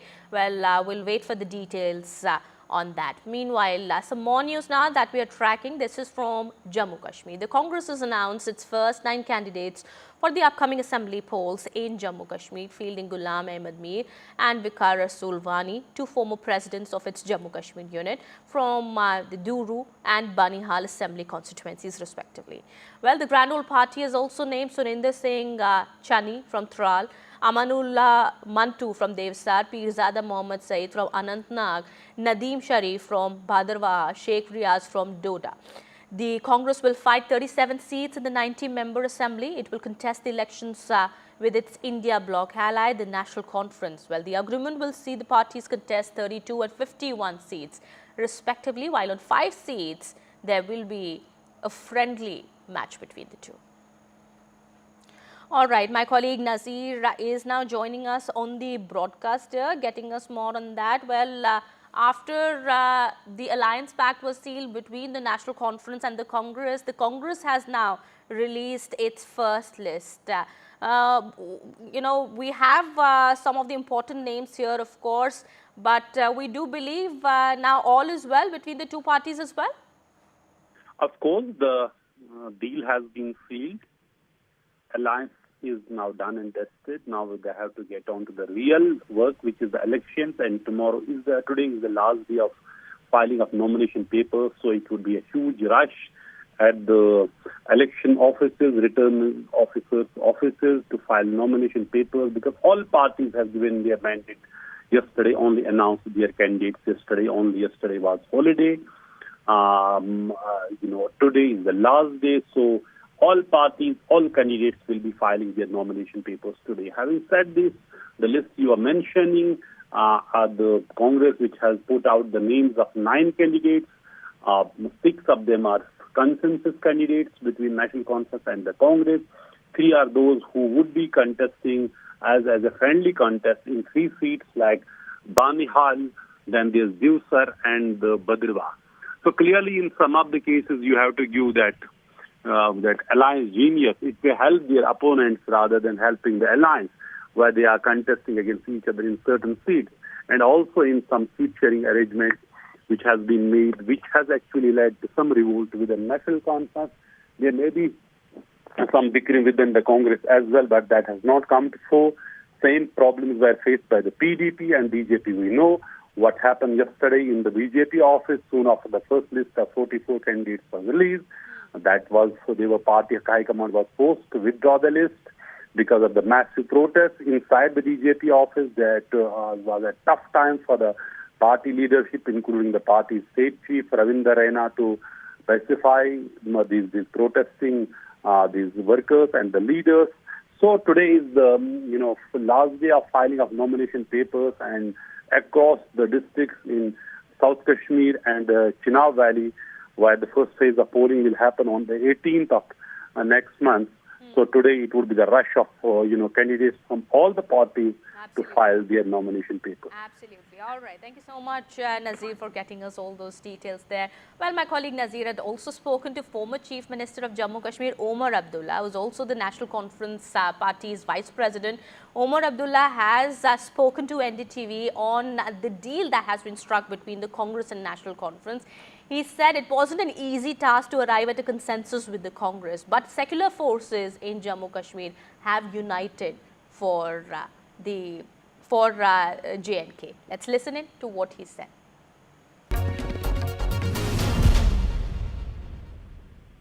What does this alliance mean for you? What is and for the politics here and this election?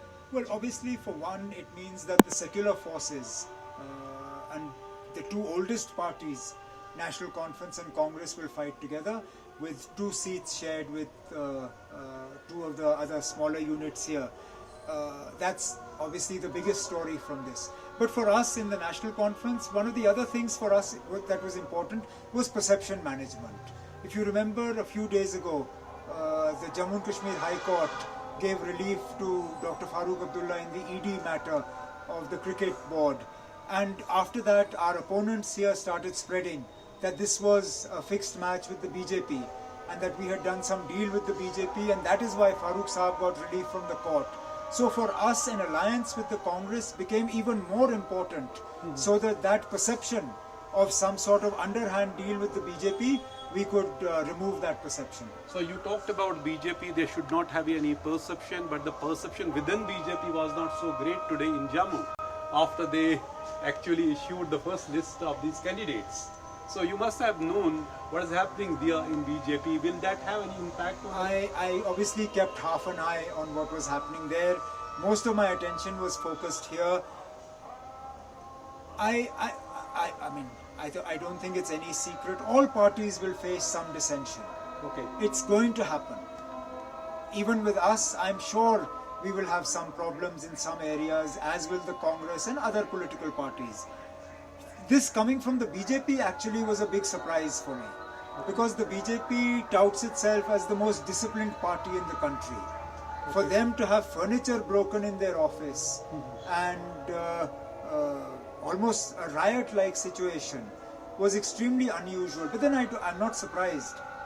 When you suddenly change all your senior leaders, you're going to have a problem.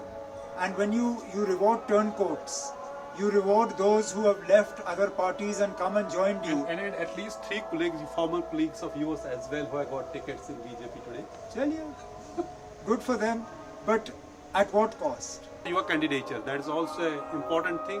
Pehle you said na na karke, fir haan kiya. No, I mean, I think it's important to understand why the why the mindset changes.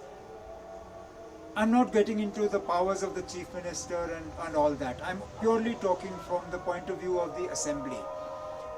I, perhaps late, but better late than never, have been made to realize, more from listening to people than from my own sort of wisdom, that it is hypocritical, or definitely would be seen as hypocritical on my part, if I was to tell people that I don't believe in this Assembly, but you must vote. Okay.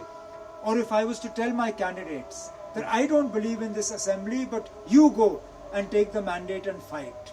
Ultimately, if I believe I am a leader of the National Conference, then I must lead. You have to lead from then I have to tell people that, look, whatever may be the flaws of this Assembly, it is still better than what we have now. This Assembly may not be the Assembly that it was in 2018.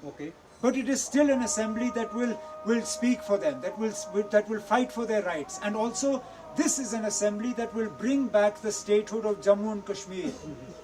We'll make a start from there. Let's see where we go. Last question, Umar Saab. Jamaat Islami members are also fighting this election. Will that make any change, or are you happy with that, or you say because it's a banned organization, it is not fighting as an organization, but individuals are fighting? I think it's an important development. An organization that spent the last 30 plus years telling the people of Kashmir that elections are haram, that they should not participate in elections. Okay. That was talking about Jammu and Kashmir not being a part of India, is today willing to take the same oath on the Constitution of India that mainstream political parties have taken. This is a huge development. Okay. Let's see now what happens. You welcome it? Look, I was hoping that the ban would be lifted and they would be able to fight on their own symbol. Okay. But Chilian, if not that, let them come as independents. Thank you very much. All right, that was an exclusive conversation my colleague Nazir had with Omar Abdullah there. Meanwhile, some more news now. This is from Jharkhand. Champai Soren, who's the former chief minister of the state and veteran JMM leader, is all set to join the BJP on Friday. This has been announced by Himanta Biswa Sarma in a late-night post on X. He is called Champai Soren a distinguished Adivasi leader of the country. Remember earlier, the 67-year-old leader who had quit as chief minister to make way for Hemant Soren upon his release from jail had accused the party leadership of insulting him and had announced that he would soon decide on his next political course. Days after resigning, Champai Soren said he would have done more to develop the state had he had some more time. Well, my colleague Aishwarya Jain also now joins us on the broadcast here, getting us more on that. Aishwarya, so after a lot of dilly-dallying, finally now it has been confirmed and announced by Himanta Biswa Sarma that Champai Soren would be joining the BJP. Well, certainly, and that's a big setback for Jharkhand Mukti Morcha in a poll-bound state. And certainly this is, speculations that was arising after Champai Soren, who was visiting the national capital twice or thrice in the last few weeks, as he also mentioned that he was in pain after the humiliation that he faced in Jharkhand Mukti Morcha, that he was removed from the CM post without any prior information, and how his pre-scheduled events were cancelled without informing him on the social media platforms, etc. But certainly it is yesterday, Champai Soren along with his son, Mr. Babulal Soren, who met Home Minister Amit Shah, and it was also confirmed by Himanta Biswa Sarma, who is the Bharatiya Janata Party in charge for the state of Jharkhand, that former Chief Minister of Jharkhand and a distinguished Adivasi leader of our country, Champai Soren, who met Amit Shah, will be joining the Bharatiya Janata Party on 30th of August. Remember, it was the Bharatiya Janata Party leaders from the state of Jharkhand who welcomed Champai Soren as well. They had stated that will bring a big boost to the Adivasi fold in the state of Jharkhand, and certainly 14 of the assembly constituencies in which Champai Soren plays a huge influential role will also help BJP in the upcoming elections. Certainly, it remains to be seen that how JMM reacts to this move, but it has been stated by Champai himself that he is going to help the Bharatiya Janata Party in the upcoming elections, and this is how he can proceed in his next upcoming political innings. All right, we'll wait for that reaction from the JMM. So far, no reaction from the JMM on this very big political development that took place late last night. Himanta Biswa Sarma announcing in a post on X that Champai Soren, veteran JMM leader who said he was insulted by his own party and senior leaders of the party as he had to make way for Hemant Soren to assume the post of the chief minister after he was released from the jail. Well, he is all set to join the BJP now. Those are the pictures that have been released. Meanwhile, thank you so much, Aishwarya, for getting us all those details there. We have more news now coming in. This is from Maharashtra. The Mahavikas Aghadi has finalized seat sharing for around 2/3 of the 36 assembly seats in Mumbai ahead of the state polls later this year. Well, the opposition alliance held 2 meetings so far to discuss seat sharing for Mumbai. One of them was held on Monday. Well, what is the formula that has been struck upon? That, of course, remains to be seen. We'll have my colleague Radhika to talk about that.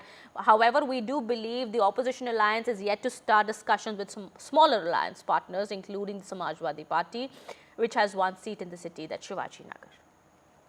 Mumbai की सीटें अलग से announce होंगी या महाराष्ट्र की जब सीटें एक साथ अनाउंस होगी तभी की जाएगी, क्योंकि चर्चाएं काफ़ी ज़ोरों शोरों से चल रही है, इसलिए सवाल। मुझे लगता है हमारे श्रेष्ठ निर्णय लेंगे कि महाराष्ट्र की एक साथ सीटें अनाउंस करेंगे या मुंबई की सीटें अनाउंस करेंगे, ये मेरे हाथ में नहीं है। Well, my colleague Radhika Ramaswamy also now joins us on the broadcast, getting us more on that. Radhika, what has been the outcome of this meeting that was held between the MBA constituency yesterday? Well, there has not been any clear outcome as yet, as far as the second meeting of the MBA is concerned. Mumbai seats were once again discussed. This was, of course, over seat sharing, but with a priority as far as Mumbai seats are concerned. Remember, Mumbai is prime city, of course, with many important constituencies. There are 36 constituencies in total as far as the city of Mumbai is concerned, and that's what was discussed. No clear outcome, but certainly Sena is trying to play the big brother in the entire MVA equation. Sena wants at least about 16 to 20 seats. Last time around, undivided Sena had won 14 seats. It wants to retain those 14 seats and get additional seats as well. As far as Congress is concerned, considering its great streak in the Lok Sabha election results, it also wants to play the big brother. Therefore, that the Congress party has also asked for 15 to 16 seats, whereas the NCP Sharad Pawar faction asking for close to 7 to 8 seats. So how it will be worked around, how the differences will be ironed out, that remains to be seen. But at this point, there's also dispute as far as chief ministerial post is also concerned. While Uddhav Thackeray on one hand feels a candidate name has to be announced, the chief minister face has to be announced, NCP, Congress feel that that's not required ahead of elections. So therefore, some differences and disputes, but all the leaders who came out of the meeting yesterday said that the meetings have been positive and it is going in the right direction. But many more meetings will take place before, the sort of seat sharing formula is arrived at. But both Sena and Congress vying for maximum seats as far as Mumbai is concerned. And of course, there are 288 constituencies in Maharashtra, for which there will be more discussions and therefore disputes and differences 100% likely as far as both MVA as well as ruling Mahayuti is concerned. All right. More focus at this point in time is being laid on Mumbai. We understand. All right. Thank you so much, Radhika, for getting us all those details there. We'll get more on that in just a bit. Meanwhile, that is the latest that we have at this point in time. Well, with that, it's time for a short break here. We'll be right back.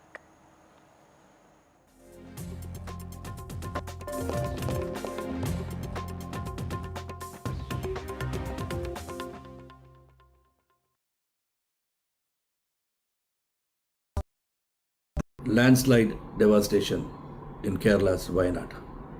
Join NDTV's initiative. Donate for Kerala.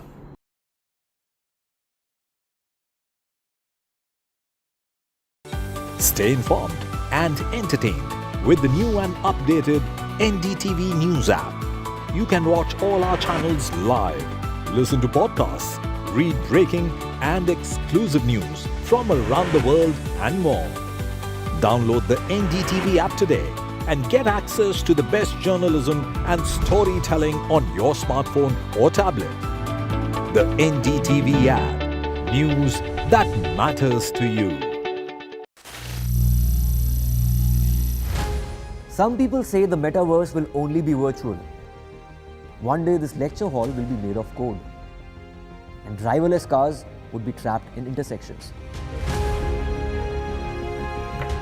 But even in this maze of the future, you can't wish away health. It's time to become more resilient.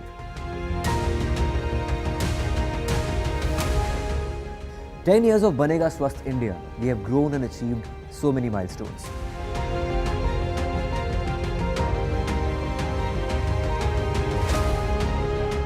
And now I have a plan to beat the urgency, to stop breathing with difficulty, to relieve getting choked with inactivity.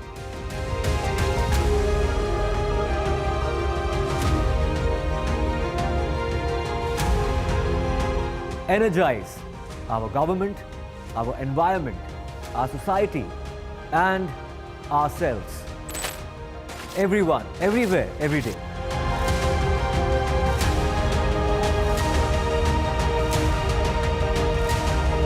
Banega Swasth India.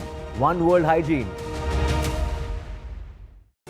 Stay informed and entertained with the new and updated NDTV News app. You can watch all our channels live, listen to podcasts, read breaking and exclusive news from around the world and more. Download the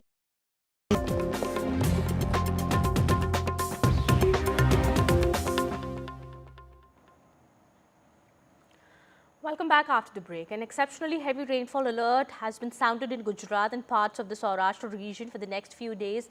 Torrential downpours lashed several parts of the state.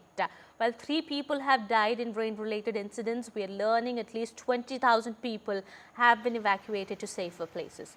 As per the IMD update, heavy to very heavy rainfall with isolated extremely heavy rainfall has been predicted in several districts of the state till the morning of August 29. Well, to talk about the situation here in the state, I am being joined by Dr. K.G. Ramesh, former DG of the IMD. Thank you so much, sir, for speaking to NDTV. Sir, help us understand what is the reason that is being attributed to these heavy rains in Gujarat and what is expected in the coming days? Actually, as you all know, there is a deep depression which started affecting West MP, East Rajasthan. Now it is focused on Gujarat. So that is the main reason for heavy rainfall happening right from Madhya Pradesh, East Rajasthan, and now Gujarat is facing. Gujarat, it has been there for already 2 days, and now from last evening and now till now, most of the rainfall, heavy rainfall segment is focused between Rajkot and Porbandar and Jamnagar to Junagadh. So this area will continue to receive heavy rainfall till the end of the day, today evening, sometime around 8 o'clock. So heavy to heavy rainfall still is going to be there for next 12 hours at least. Then slowly rainfall will move to the west. But still, Porbandar side and Junagadh area, Veeraval and that western segment of Saurashtra will have rainfall impact even tomorrow. Okay, sir. So you're saying that this is because of the depression that is formed over northwest Madhya Pradesh and adjoining East Rajasthan that has resulted into a deep depression now. Is this going to affect other states as well? No, it will move west of Gujarat, partly Karachi area of Pakistan, and move into the northern Arabian Sea. So it is not going to affect any other segments of India. But in Gujarat, we do understand, sir, of course, many people have been evacuated, taken to safer locations. There is also a report about 3 deaths that have been confirmed in the state of Gujarat. Is there going to be more loss or damage of property and lives that is, that is what we are likely to see in the coming days? Or we do understand the government, of course, is trying to make as much effort and taking all precautions in order to ensure that there is no loss of life or property. But what is expected, sir? How intense is it going to be in the coming days? Rainfall already last 12 hours, more than 20 centimeters has happened in several places in between these 4 areas which I said. Rajkot to Porbandar and Jamnagar to Junagadh, already more than 20 centimeters happened at many places. And another 20 centimeter will happen in this area till night today. And पक्का मकानों का कोई problem नहीं होगा, but low level areas में ground floors में inundation is expected. And then कच्चा मकान जो जिसका है ना, मटवाल्स है, temporary houses hai. So they will have a problem. They will have to be taken to safer places. Already water must be there in those areas. So NDRF teams are there on ground to take them to safer areas. But it will be lot of property. Loss of property will be there to people living in temporary shelters and kacha makan, mud walls, etc. Thatched houses. So they will have a lot of difficulties in surviving. Okay. So, sir, Gujarat Chief Minister Bhupendra Patel has, of course, directed officials that appropriate measures must be taken and residents from low-lying areas must be evacuated to safer locations. And he's also said, his office has also informed that the districts that are going to be most affected, as you've also been saying, are these mostly in South Gujarat? No, most of the area is Saurashtra, west of Rajkot. West of Rajkot to Porbandar and the northern side Jamnagar to Junagadh. So that is the area north of Dayu you can consider. This is the area where heavy to very heavy rainfall already happening and will continue to happen. That is the Saurashtra region that we are talking about here, yes. where Yes. you're saying that very heavy rainfall is expected in the coming days as well, and that is the region that is going to be mostly affected. Already happening till Yes. tomorrow, it is likely to continue. Okay, sir. All right, sir. Thank you so much, sir, for speaking to NDTV. And one more point I want to yes, give. sir. Please go ahead. Please go ahead.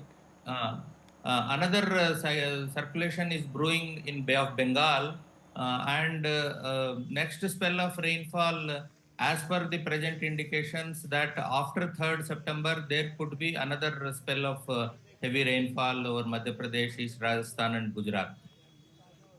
Okay, sir. Thank you so much, sir, for that information. Thank you so much for speaking to us on NDTV and sharing all those details there. Well, that was Dr. KG Ramesh, former DG IMD we were speaking to, who's been informing us of the situation on the ground as well as how it is likely to be affected in the coming days in Gujarat. Meanwhile, we have some more news that we're tracking at this point in time. India's apex food safety regulator, the Food Safety and Standards Authority of India, withdrew its earlier order asking food businesses to stop marketing and selling milk and milk products as A1 and A2 types, saying these were misleading claims. The advisory, wherein food businesses were directed to remove claims of A1 and A2 types of milk and milk products from packaging, has been withdrawn. The FSSAI has said that the advisory has been withdrawn to carry out further consultations with stakeholders. It would imply that food business operators can continue to sell and market their products with claims of A1 and A2 types of milk. In a fresh advisory that has been issued by the authority, the regulator has said that the advisory dated August 21st, 2024 stands withdrawn for further consultation and engagement with the stakeholders. Well, to talk more on that, nutritionist Pooja Malhotra is now joining us on the broadcast here. Thank you so much, Ms. Malhotra, for speaking to NDTV. For the benefit of our viewers, we would like you to help us understand what's A1 and A2 milk categories first of all, and what does the FSSAI advisory meant now that it has been withdrawn, of course. Yeah. Thank you for having me, first of all. A very good morning to all the viewers. There are various types of protein present in milk, and casein is one of the most important categories of protein which is present in milk, and casein is broadly of two types. So we have A1 beta casein and A2 beta casein. So all the milk, the regular milk which is being sold contains both A1 and A2 type of protein, whereas the A2 contains only A2 type of beta casein. Now, to tell you the difference, there is a very small difference between these two. To be precise, there is only a difference of a single amino acid between these two. But it makes a huge difference on the way in which these are metabolized and their probable effects on our system. And there have been claims, there have been studies which report that there are differences in the impact of these two on our system. A1 is claimed to have effects such as bloating, acidity, indigestion. It's supposed to have some inflammation effects. It can cause inflammation in the system. Right. Whereas there are claims, there is some research which claims that A2 is much better tolerated. It does not cause indigestion and bloating. It has anti-inflammatory properties. It has antioxidant properties. It has more protein and less fat than A1. It has better nutrient content like vitamins A, D, E, and K, and they are better absorbed as well. So there is some research which claims that A2 is way better. So for Yeah. people who have intolerances towards milk, they can, they can always try A2 and see the impact. Although the lactose content of the two types, A1 and A2, is mostly the same, but there is research which shows that the health benefits, the impact on the health can be vastly different. So the earlier order, because see, the FSI regulations do not identify the difference. They do not distinguish between A1 and A2. The regulations that we have so far do not distinguish between A1 and A2. Okay. But definitely at this point in time, more research should be done to determine whether the impact is significant for the population, because there is a significant price difference as well between A1 and A2. But many experts have been saying after the FSSAI advisory had come in on the classification of these categories that these labels on milk and milk products are just a marketing gimmick. It has nothing to do with the quality. What do they really imply by that? See, the A1 milk which is being marketed is genetically modified, and there are claims that the cows are injected with antibiotics and growth hormones to increase the milk production. So the milk production, the yield is definitely higher of A1, and that is why it is much cheaper than the A2.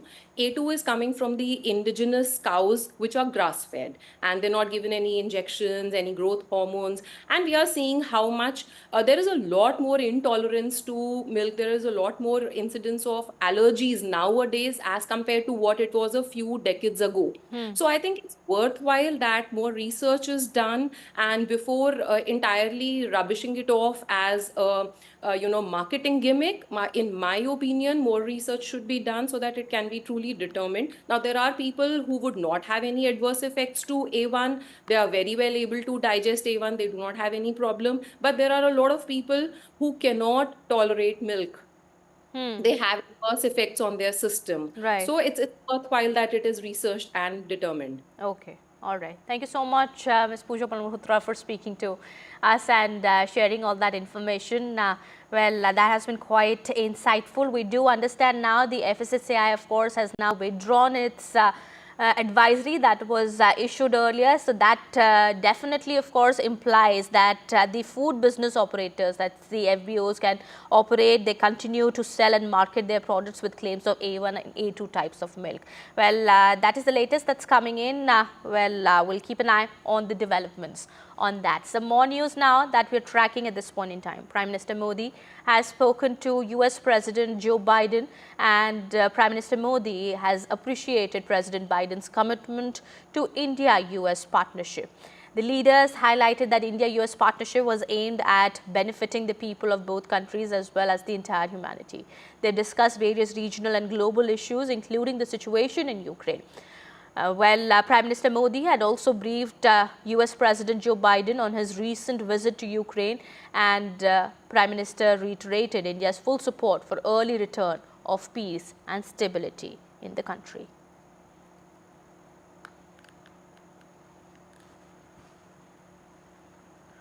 Some more news now coming in. Prime Minister Justin Trudeau has announced that Canada will be cutting back on the number of temporary foreign worker employers can hire for low-wage jobs.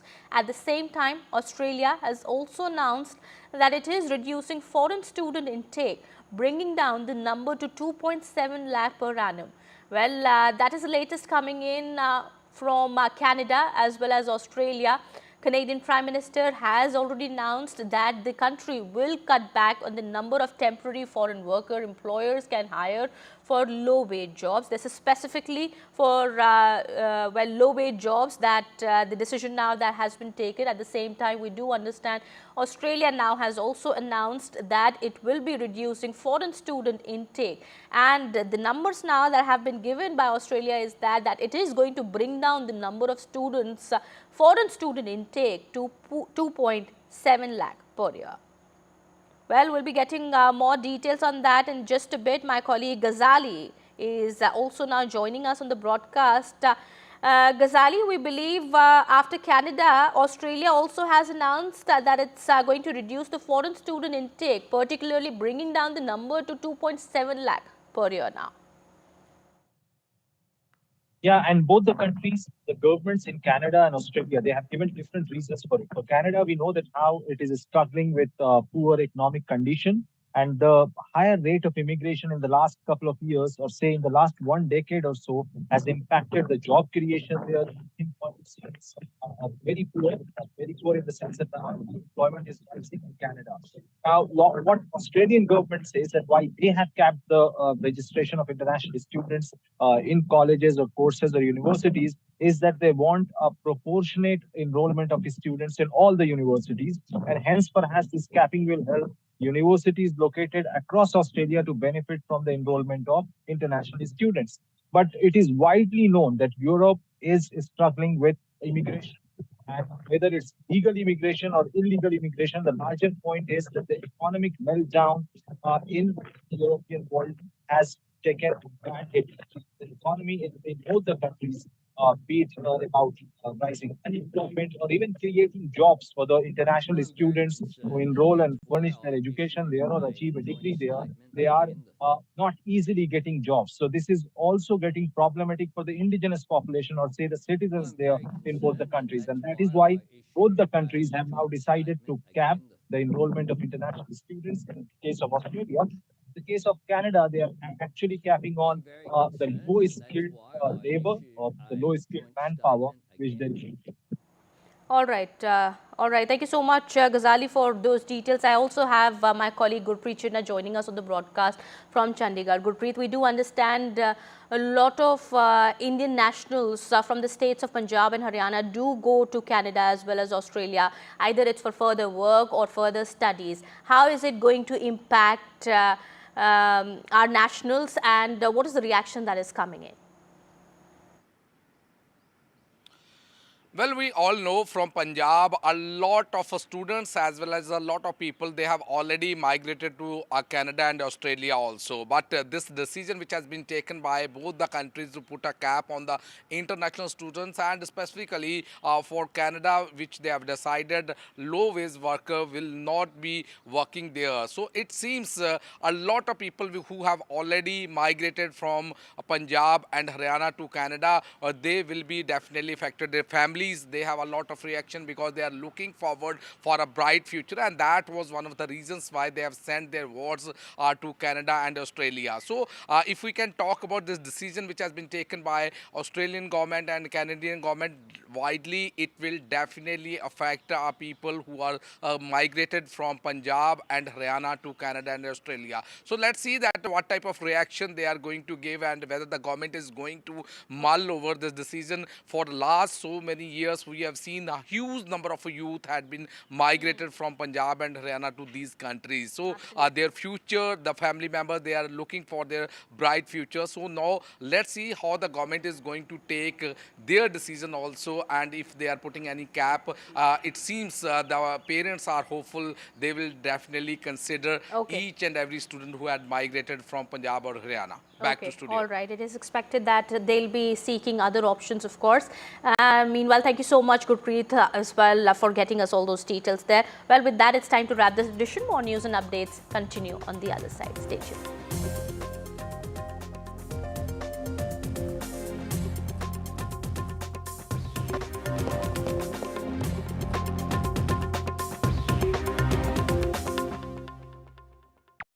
Hi, I'm Shreya Saran. Kerala's Wayanad area is hit by devastating landslides, resulting in loss of lives and livelihood. Kerala needs your help right now. Let's join NDTV initiative. Come, donate. Let's rebuild Wayanad.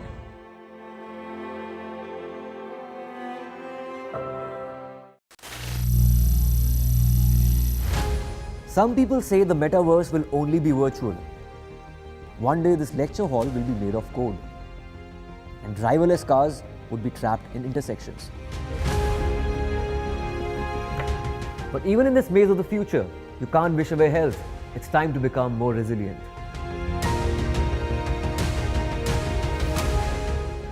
10 years of Banega Swasth India, we have grown and achieved so many milestones.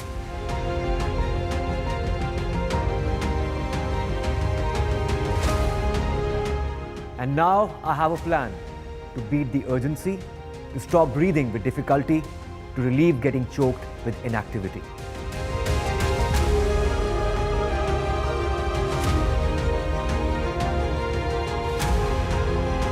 Energize our government, our environment, our society, and ourselves. Everyone, everywhere, every day.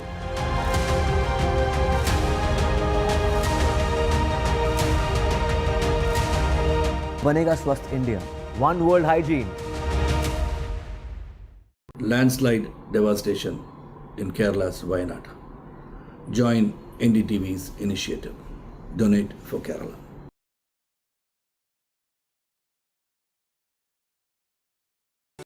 Stay informed and entertained.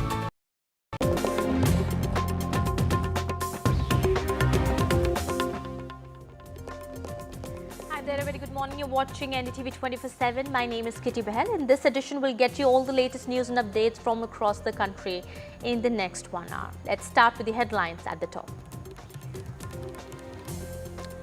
Amid sexual misconduct allegations in Mollywood, Kerala police files first case. Police registered non-bailable case against Ranjit based on a complaint by a female actor.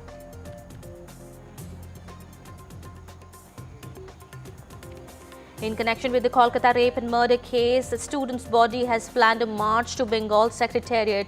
Security has been tightened around the area.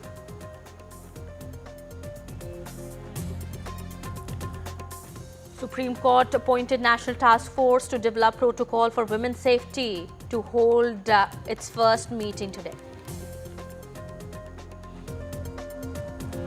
A 35-foot statue of Shivaji Maharaj collapsed in Maharashtra, which was inaugurated just last year. The FIR registered in the case says that the PWD was warned of shoddy construction. It's the last day of filing nominations for Phase 1 of Jammu and Kashmir elections. After NC and Congress seal alliance pact, Congress releases first list of candidates. Omar Abdullah tells NDTV that secular forces have united against the BJP. It's rain red alert in Gujarat. Schools have been shut in many districts. Airlines have issued advisories for Ahmedabad and Rajkot. Both Canada and Australia have capped foreigners' intake. Canada slashes temporary foreign workers' intake. Australia to limit foreign students at universities.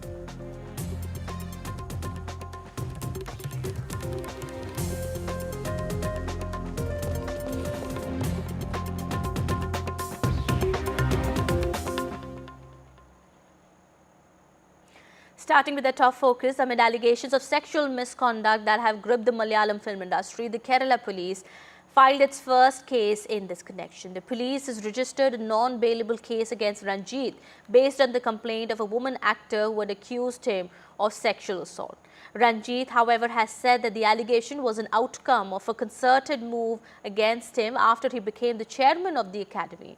Well, after the release of the Justice Hema Committee report, a Bengali actor had alleged that Ranjit had allegedly misbehaved with her in 2009 during the shoot of a project. On Sunday, director and Kerala State Chalachitra Academy Chairman Ranjit and Actors Association General Secretary Siddique had to step down from their respective positions over the allegations. Well, the case will now be handed over to the special investigation team that has been set up by the Kerala government to look into the allegations being raised in the aftermath of the Hema Committee report's release. And well, my colleague Ishika Verma is also now joining us on the broadcast, getting us more on that. Ishika, well, the first case, of course, has been filed by the Kerala police in the wake of the allegations that have been made by several women in Mollywood now. This is, of course, the action that has been taken against Ranjit now. We believe the SIT is going to look into the complaint from here on.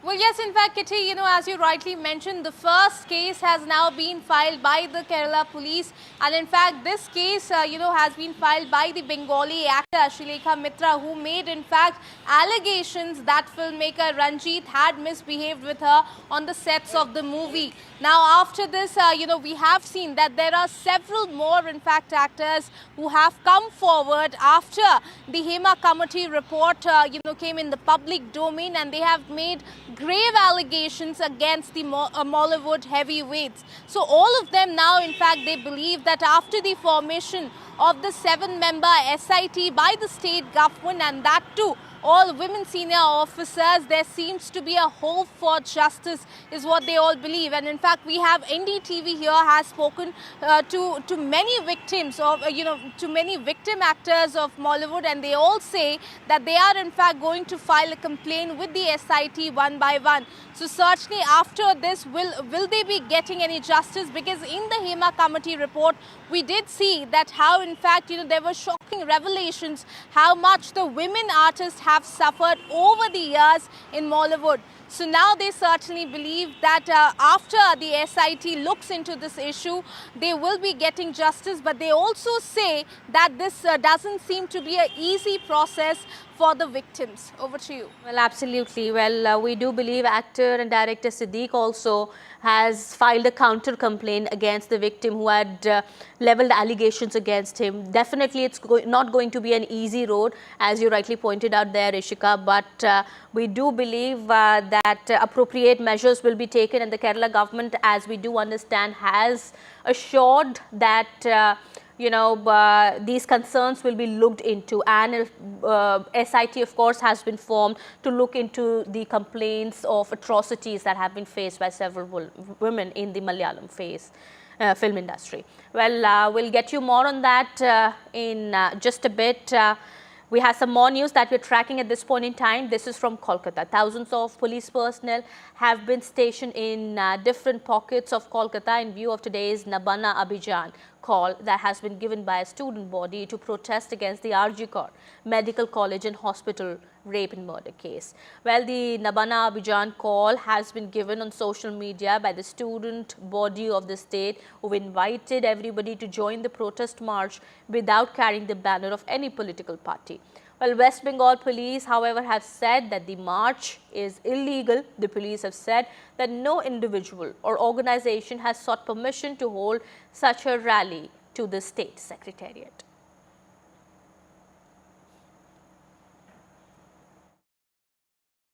Peaceful protest announced by the student community of West Bengal tomorrow, and the reported suppression of the protest by certain instructions from the government.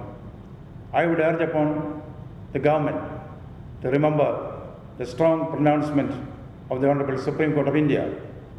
Let not the power of the state of West Bengal be unleashed on peaceful protesters. Democracy can have silent majority, not silenced majority, not silenced majority.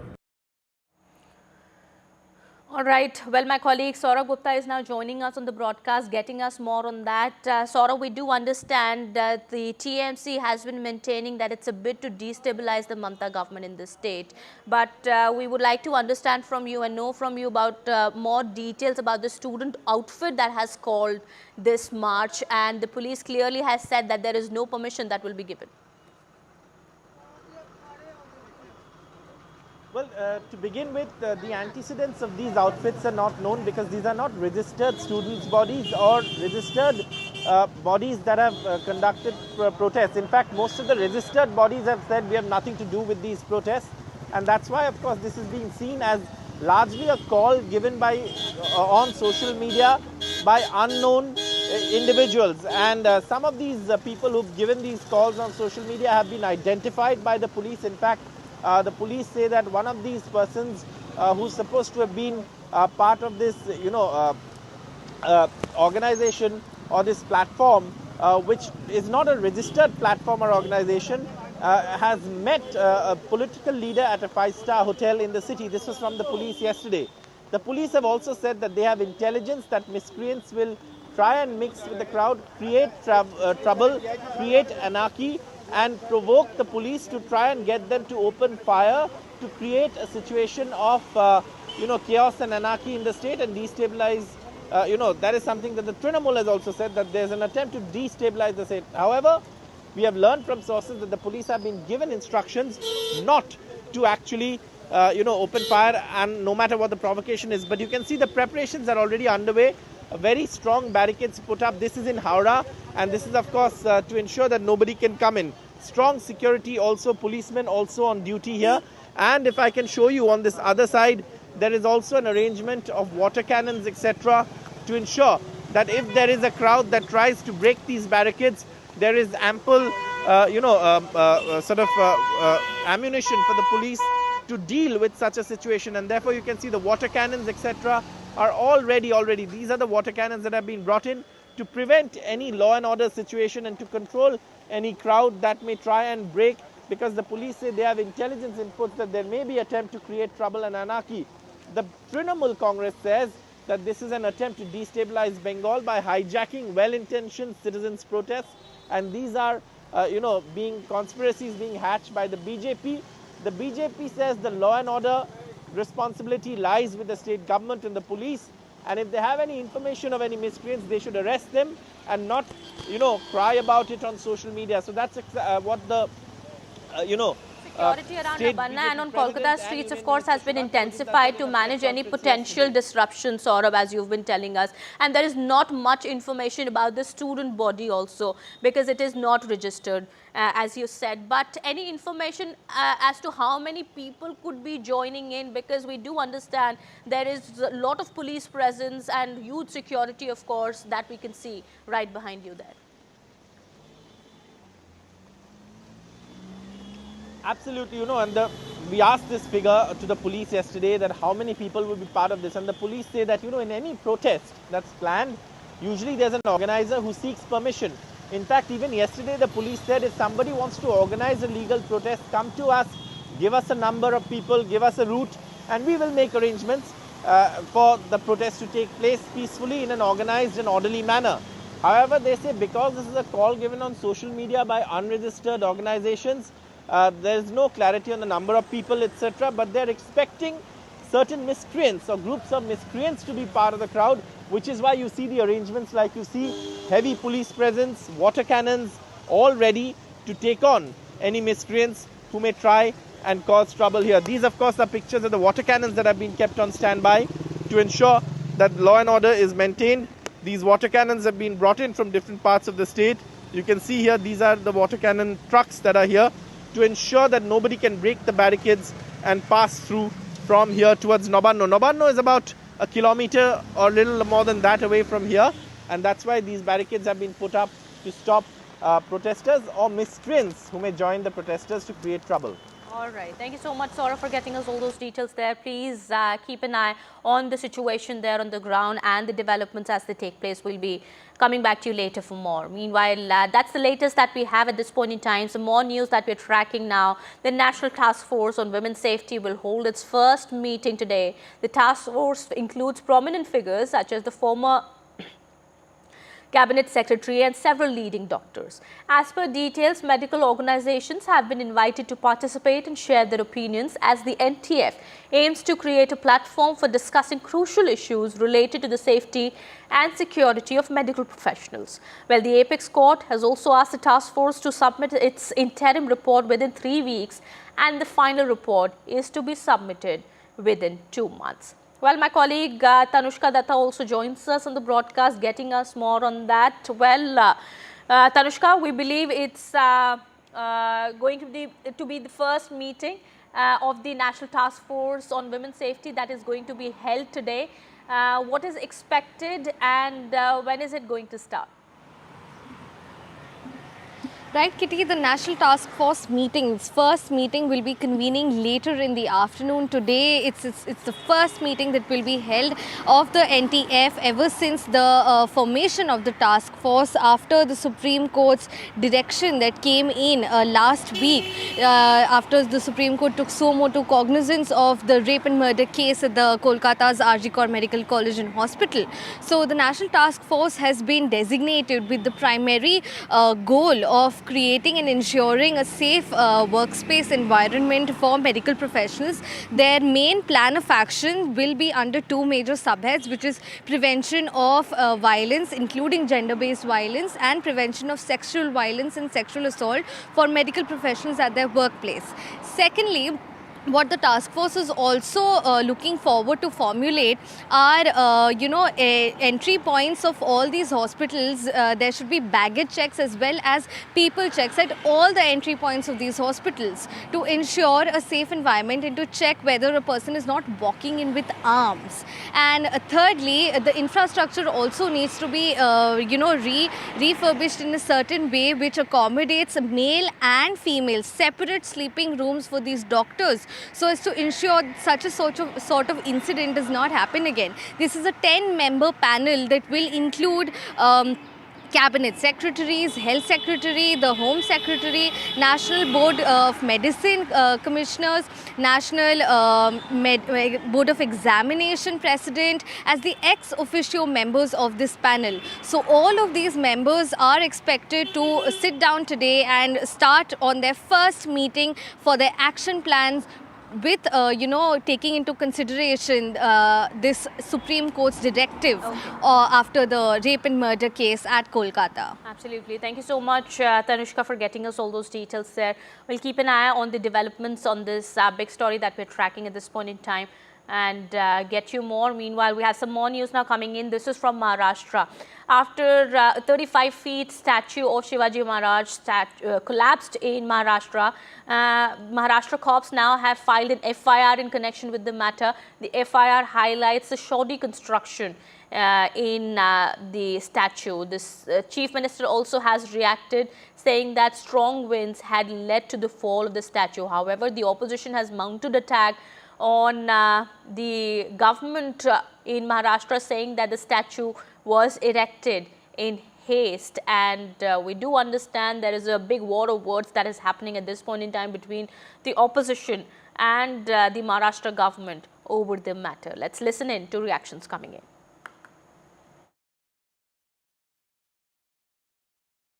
आणि हा पुतळा जो आहे हा नेव्हीने उभारला होता. त्याचं complete design नेव्हीने तयार केलं होतं आणि मी कलेक्टरशी बोलल्यानंतर त्यांनी मला सांगितलं 45 किलोमीटर पर आवर अशा प्रकारचा वारा, सुसाट्याचा वारा जो भोग होता आणि त्या याच्यामध्ये पुतळ्याचं नुकसान झालेलं आहे. अब ये छत्रपति शिवाजी महाराज के पुतले में भी ये सरकार कमीशन खाएगी? कौन है ये ठाणे का कॉन्ट्रैक्टर जिसके पास में करोड़ों के काम है? उसके ऊपर तुरंत एफआईआर करो, अगर तुम ईमानदार हो तो उसके ऊपर कार्रवाई करो, उसको ब्लैक लिस्टेड करो और छत्रपति शिवाजी महाराज का पुतला पूरे फिर से उनके तरफ से ही खर्चा वसूल करके खड़ा करने का काम करो. हमारी मांग है इनके ऊपर सख्त कार्रवाई हो और वो तुरंत हो, ये मांग हम करते हैं. अत्यंत गंभीर आहे. महाराजांचा पुतळा बसवताना या सरकारने काळजी घेतली नाही. सरकार त्याला जबाबदार आहे. सरकारने केवळ आणि केवळ पंतप्रधानांच्या हस्ते हा पुतळा उभारायचा एवढा उद्देश ठेवून इव्हेंट केली, पण मूळ महाराजांच्या प्रती जी काळजी घेणं आवश्यक होतं, पुतळा उभारताना त्याच्या बळकटीची, त्याच्या सर्वच तिथल्या वाऱ्याची, तिथल्या सगळ्या परिस्थितीची, याचा दुर्लक्ष करण्याचं काम झालेलं आहे. मी नेहमी म्हणतो की हे सरकार इव्हेंट सरकार आहे.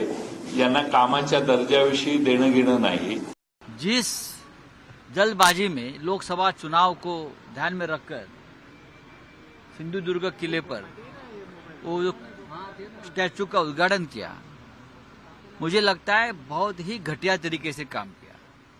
छत्रपति शिवाजी महाराज एक ऐसी युग पुरुष थे जिनके लिए थोड़ा टाइम देना चाहिए था, लेकिन चुनाव के लिए, वोटों के लिए छत्रपति शिवाजी महाराज का अपमान किया.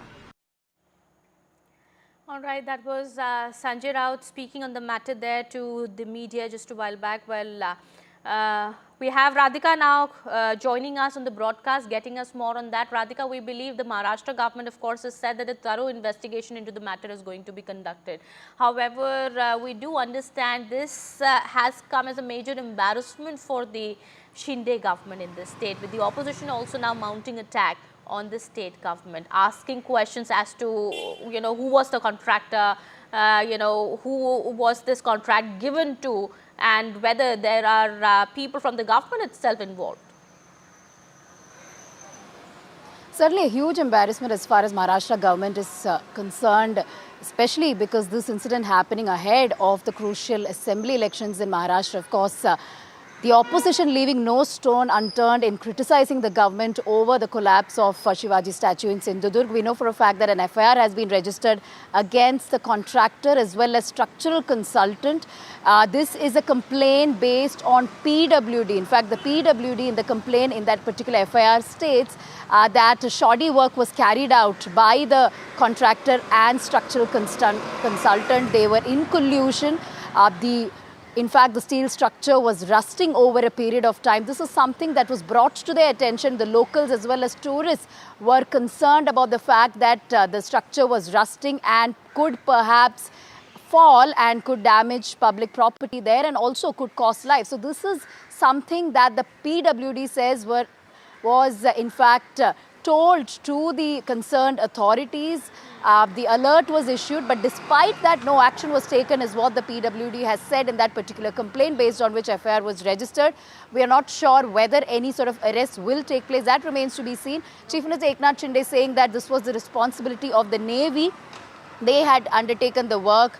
They had, in fact, carried out the design of this particular statue as well. And it was as a result of strong winds and rains that led to the collapse. Of course, state government here really not taking responsibility of this incident, saying that the structural consultant as well as contractor and the Indian Navy responsible for it. However, the opposition, they're saying that the public funds were misutilized, government funds were misused in this, and there's corruption and also allegations of misuse of funds as well as shoddy work coming to the fore. In fact, it was done hastily in order to conduct this event and the Prime Minister to inaugurate this particular Shivaji statue. So therefore, all of this happened in haste is something that the opposition has said. No research, no work being carried out, no study being carried out. All right, we'll come back to you, Radhika. We'll come back to you, Radhika. I think you're not able to hear my voice there. Meanwhile, thank you so much for getting us all those details there.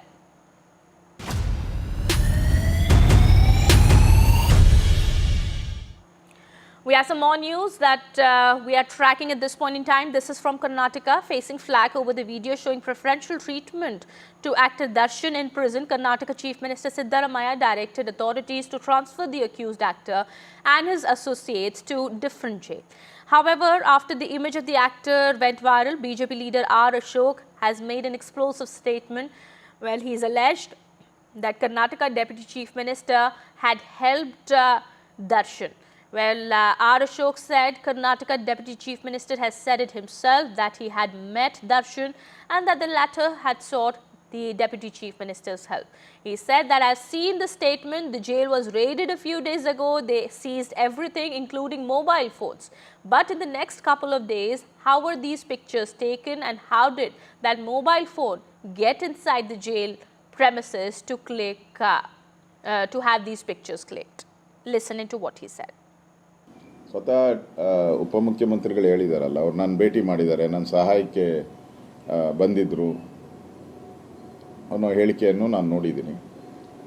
ಇವತ್ತು ಆ ಜೈಲುಗಳು ಮೊನ್ನೆ ತಾನೇ ಒಂದು 4-5 ದಿನದಿಂದ ಇಡೀ ಜೈಲಿಗೆ ride ಆಯಿತು. ಪೊಲೀಸರು ರೈಡ್ ಮಾಡಿದ್ರು. ರೈಡ್ ಮಾಡಿ ಅಲ್ಲಿರೋ ಏನೇನಿದೆಯೋ ಮೊಬೈಲ್ಗಳು ಎಲ್ಲ ಸೀಸ್ ಮಾಡಿದ್ರು. ಅಕ್ರಮ ಏನು ನಡೀತಾ ಇತ್ತು ಅದೆಲ್ಲವನ್ನು ತಡೆಗಟ್ಟುವಂಥ ಕೆಲಸವನ್ನು ಮಾಡಿದ್ರು. ಅದಾಗಿದ್ದು 4 ದಿನಕ್ಕೆ ಈ ಫೋಟೋ ತೆಗಿಯೋಕ್ಕೆ ಮೊಬೈಲ್ ಎಲ್ಲಿಂದ ಬಂತು? We have some big breaking news now coming in connection with the matter we are learning. The Bengaluru police has filed 3 FIRs in connection with the case. Darshan now has been named in 2 cases. The case has been filed for a video call in jail and the image had shown Darshan having coffee on prison lawns and having cigarettes as well. Well, we are learning other inmates seen with the actor Darshan have also been booked, and the case has been registered by the Bengaluru cops. Earlier, 7 prison officials were suspended over the VIP treatment for actor Darshan in the Bengaluru jail, and now this is another big action coming in. Bengaluru cops have filed 3 FIRs. Well, my colleague Pratibha is now joining us on the broadcast. Well, Pratibha, what more details are coming out at this point in time about the FIRs that have been filed? Well, apart from 9 officials who have been suspended, which also includes 7 junior officers and 1 senior chief superintendent of the jail, there were 3 FIRs that were registered yesterday itself. And all we had information of was that Darshan's name did feature in the 3 FIRs. What we learn now is that among the 3 FIRs, 2 FIRs are named with Darshan in it. The first FIR talks about how actor Darshan was involved in a video call along with his fellow inmate, who was a rowdy sheeter named Dharma, who was talking to his son apparently named Satya. And these 3 have been named in that FIR for engaging in a video call from inside the jail. FIR 2 talks about actor Darshan as well as other inmates in the jail who were seen sitting together in those viral pictures, enjoying a mug of coffee and smoking cigarettes there. And all of these are banned inside the premises, and which is precisely why FIR 2 has been registered. The third FIR is about the raid that was conducted a couple of days earlier by the CCB, where they did mention that nothing suspicious was found nor recovered from the premises there. However, there was a CCTV footage that did capture the image of a few of the inmates running away from the place, trying to shift a few of the smuggled goods. And this has prompted the third FIR, which has been registered against those inmates for shifting those several smuggled items during the night. We'll have to wait to see how these FIRs would really play in terms of stringent action that would be taken. All of them have been booked under Karnataka Prisons Act, and this definitely calls for stringent norms as well as reforms that need to be introduced in Bengaluru prison, because this is not the first time that this has happened. Absolutely. That's not the first time. We've seen such cases playing out earlier also. In case of Sasikala also, we had seen similar case coming forward earlier, and meanwhile that is the latest that we are picking at this point in time. 3 FIRs have been registered, and many officials of the Bengaluru jail also have been suspended after the video of actor Darshan smoking cigarettes, having coffee on the prison premises with other inmates was seen. This image also had gone viral. All right, we'll get you more on that. Meanwhile, some more news that we're tracking at this point in time. This is from Jammu Kashmir. The Congress has announced its first 9 candidates for the upcoming assembly elections in Jammu Kashmir, fielding Ghulam Ahmad Mir and Vikhar Rasulwani, 2 former presidents of its Jammu Kashmir unit from Duru and Banihal assembly constituencies respectively. Well, the Grand Old Party has also named Surinder Singh Chani from Tral, Amanullah Mantu Devsar, Pirzada Mohammad Saeed from Anantnag, Sheikh Zafarullah from Inderwal, Nadeem Sharif from Badarwar seat, Sheikh Riaz from Doda, and Dr. Pradeep Kumar Bhagat from Doda West. Well, the Congress will fight 37 seats in the 90-member assembly. It will contest the election with its India bloc ally, the National Conference. The agreement will see the parties contest 32 and 51 seats respectively, while on 5 seats they will be engaged in a friendly but disciplined competition as per the parties. All right, my colleague Nazir is also now joining us on the broadcast here, getting us more details there. Well, the Congress, of course, has now announced its first list of candidates. When are we expecting the National Conference to release its list? Well, National Conference has released its list of 18 candidates for the first phase of the election. Congress has released the list of 9 candidates. Total seats are 24, which will go to polls, and today is the last day of filing of nomination papers in Jammu and Kashmir for the first phase of election, which will go to polls on the 18th of next month. So, National Conference will be these are joint candidates at 6 seats for the Congress, 3 seats, there would be a friendly contest between the two parties, which is included Banihal, which is Divsar, and which is Badarwa. These are the 3 seats in the erstwhile Doda district of Jammu and Kashmir. So interesting elections in Jammu and Kashmir, where we see Congress and National Conference, they forge an alliance and they are contesting it together, but there are 5 seats where there is a friendly contest. On the other hand, we have seen BJP, which had a problem here after they released their first list of candidates in Jammu. There were protests in Jammu, also in the BJP office, and then we see what happened. BJP was forced to withdraw its candidate. But today is important day, since it is the last day of filing of nomination papers. So all the party candidates are rushing to the returning offices, filing their nomination papers. Since BJP released its list of candidates yesterday, National Conference, Congress, and all other parties. So it is a festival-like thing today at the DC's offices, at the election offices across these constituencies, 24 constituencies, where the last day of nomination papers will be is today. In last-minute decisions, of course, both Congress and National Conference also striking a deal. And right after that, list of 18 candidates, as my colleague Nazir has been reporting on this, list of 18 candidates has been released. After that, now Congress Party has also released the list of candidates for the first phase of polls. All right. Well, my colleague Nazir had spoken to Omar Abdullah earlier. Let's listen into what he had to say. So what does this alliance means for you, and for the politics here and this election? Well, obviously, for one, it means that the secular forces and the 2 oldest parties, National Conference and Congress, will fight together, with 2 seats shared with 2 of the other smaller units here. That's obviously the biggest story from this. But for us in the National Conference, one of the other things for us that was important was perception management. If you remember, a few days ago, the Jammu and Kashmir High Court gave relief to Dr. Farooq Abdullah in the ED matter of the cricket board. And after that, our opponents here started spreading that this was a fixed match with the BJP and that we had done some deal with the BJP, and that is why Farooq Saab got relief from the court. So for us, an alliance with the Congress became even more important, so that perception of some sort of underhand deal with the BJP, we could remove that perception. So you talked about BJP, there should not have any perception, but the perception within BJP was not so great today in Jammu after they actually issued the first list of these candidates.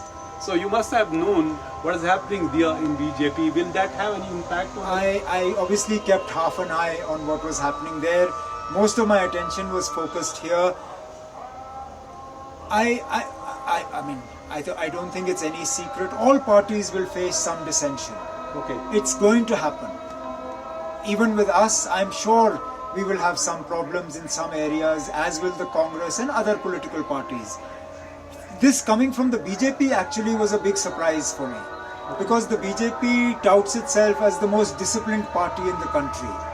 For them to have furniture broken in their office and almost a riot-like situation was extremely unusual. But then I'm not surprised.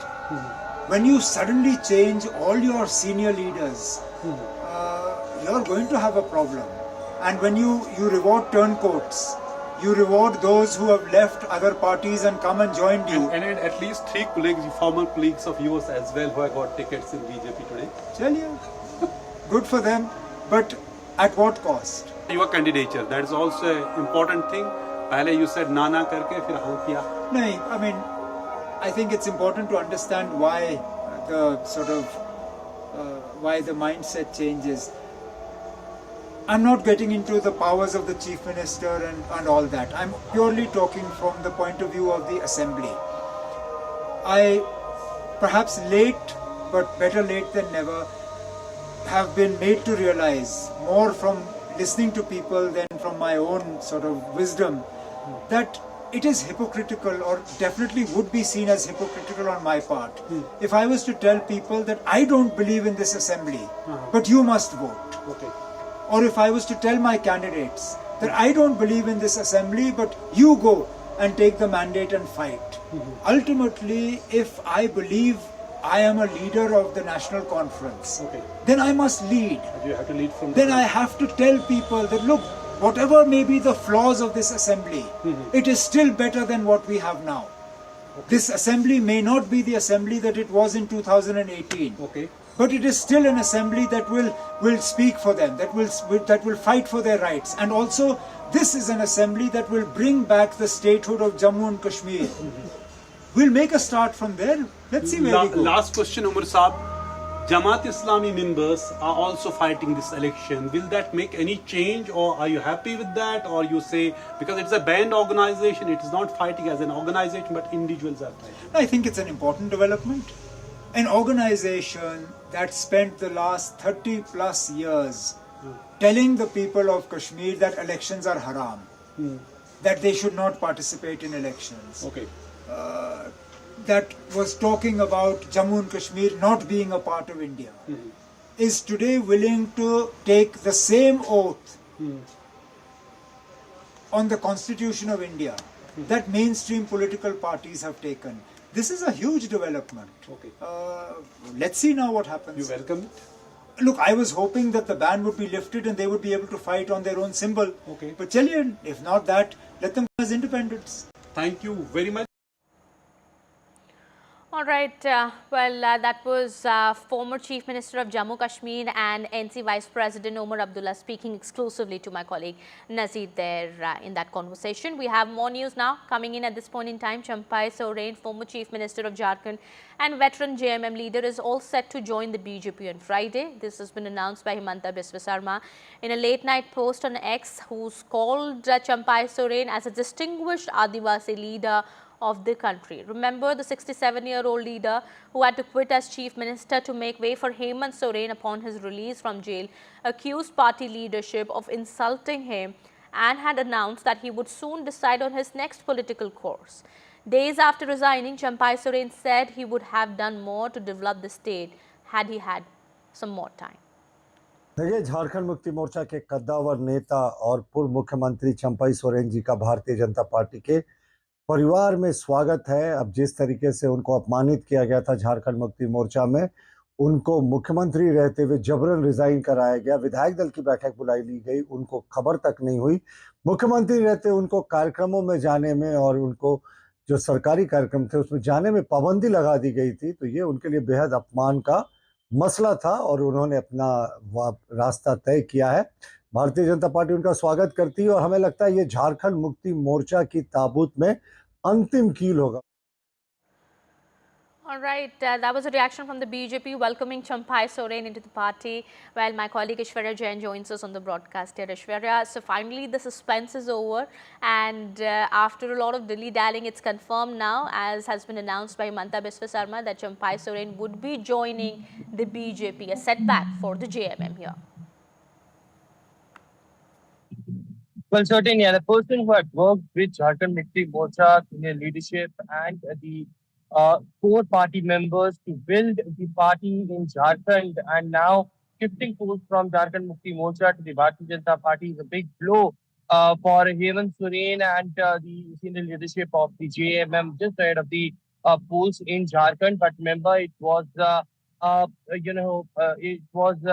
Soren and his son Babulal Gaur who was in close touch with the senior leadership of the Bharatiya Janata Party from the day he resigned from the post of the chief minister. Remember, it was Champai Soren who stated that he faced a bitter humiliation in the Jharkhand Mukti Morcha. He was not given chance to speak to the top leadership of the JMM. He was not given enough chance to make decisions while he was the chief minister. Also, on the other side, it was him who was not even given permission to go to the programs, official programs, while he was on the he was at the post of the chief minister. So, from that day, the rift was wide open between him and the senior leadership of the JMM, and Himanta Biswa Sarma, who is the BJP in charge, and Shivraj Singh Chauhan were in touch with Champai Soren for last couple of weeks, and it was Himanta Biswa Sarma who accompanied Champai Soren yesterday, who met Amit Shah Home Minister of our country, and on social media he confirmed that the Adivasi leader will be joining the Bharatiya Janata Party on August 30th. Now, interestingly, it is 14 of the assembly constituencies which Champai Suren plays a huge influential role, and that will give a big boost to the Bharatiya Janata Party. The BJP also is very confident that almost 34 to 35 seats they are going to win in the upcoming elections, and with the help of Champai Suren on the 14 Adivasi seats as well, that they will gain significant vote margin, and therefore the reason perhaps the BJP is wholeheartedly welcoming Champai Suren in the party fold. Now it remains to be seen that along with Champai Suren, how many more MLAs Champai Suren brings to the Bharatiya Janata Party from his faction. JMM along with him. So how is it really going to benefit the BJP? Of course, that remains to be seen. The BJP has its hopes high. Meanwhile, we'll be waiting for a reaction from the JMM as well. Thank you so much, Ishwarya, for getting us all those details. Well, some more news coming in from Maharashtra. The Mahavikas Aghadi is believed to have finalized seat sharing for at least 2/3 of the 36 assembly seats in Mumbai ahead of the state polls later this year. The opposition alliance held 2 meetings so far to discuss seat sharing for Mumbai, the latest of which was held on Monday. Well, the seat sharing between the MVA constituents, how it has been done, that of course remains to be seen. The information is yet not with us. We are also learning that the MVA constituents are yet to start discussions with smaller alliance partners such as the Samajwadi Party, which has 1 seat in the city, that's Shivaji Nagar. Mumbai की सीटें अलग से announce होंगी या महाराष्ट्र की जब सीटें एक साथ अनाउंस होगी तभी की जाएगी, क्योंकि चर्चाएं काफ़ी ज़ोरों शोरों से चल रही है, इसलिए सवाल।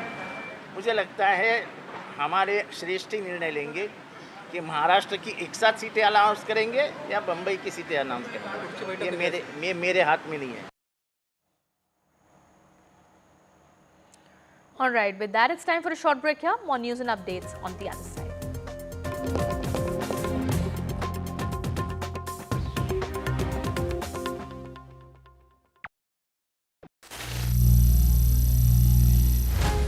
Some people say the metaverse will only be virtual.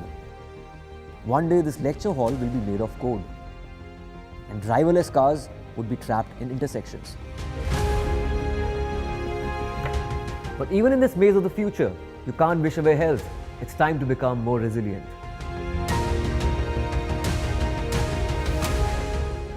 "10 years of Banega Swasth India, we have grown and achieved so many milestones.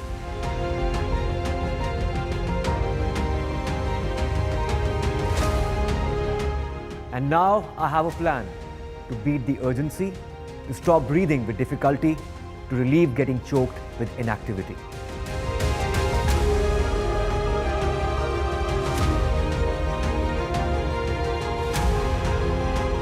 Energize our government, our environment, our society, and ourselves.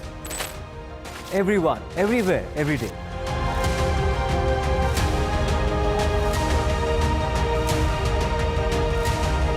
Banega Swasth India. One world hygiene. Stay informed and entertained with the new and updated NDTV News app. You can watch all our channels live, listen to podcasts, read breaking and exclusive news from around the world and more. Download the NDTV app today and get access to the best journalism and storytelling on your smartphone or tablet. The NDTV app. News that matters to you. Hi, I'm Shreya Saran. Kerala's Wayanad area is hit by devastating landslides, resulting in loss of lives and livelihood. Kerala needs your help right now. Let's join NDTV initiative. Come, donate. Let's rebuild Wayanad.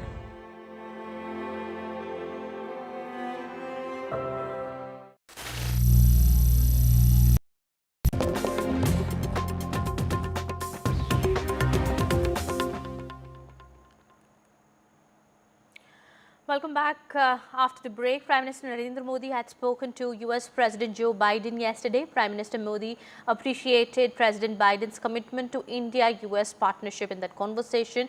and the leaders highlighted that India-US partnership was aimed at benefiting the people of both countries as well as entire humanity. Well, the two leaders discussed various regional and global issues, including the situation in Ukraine.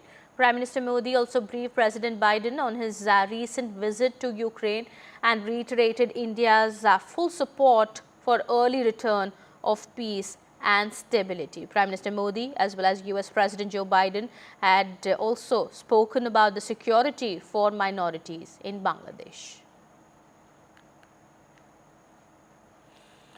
We have some more news that we're tracking at this point in time.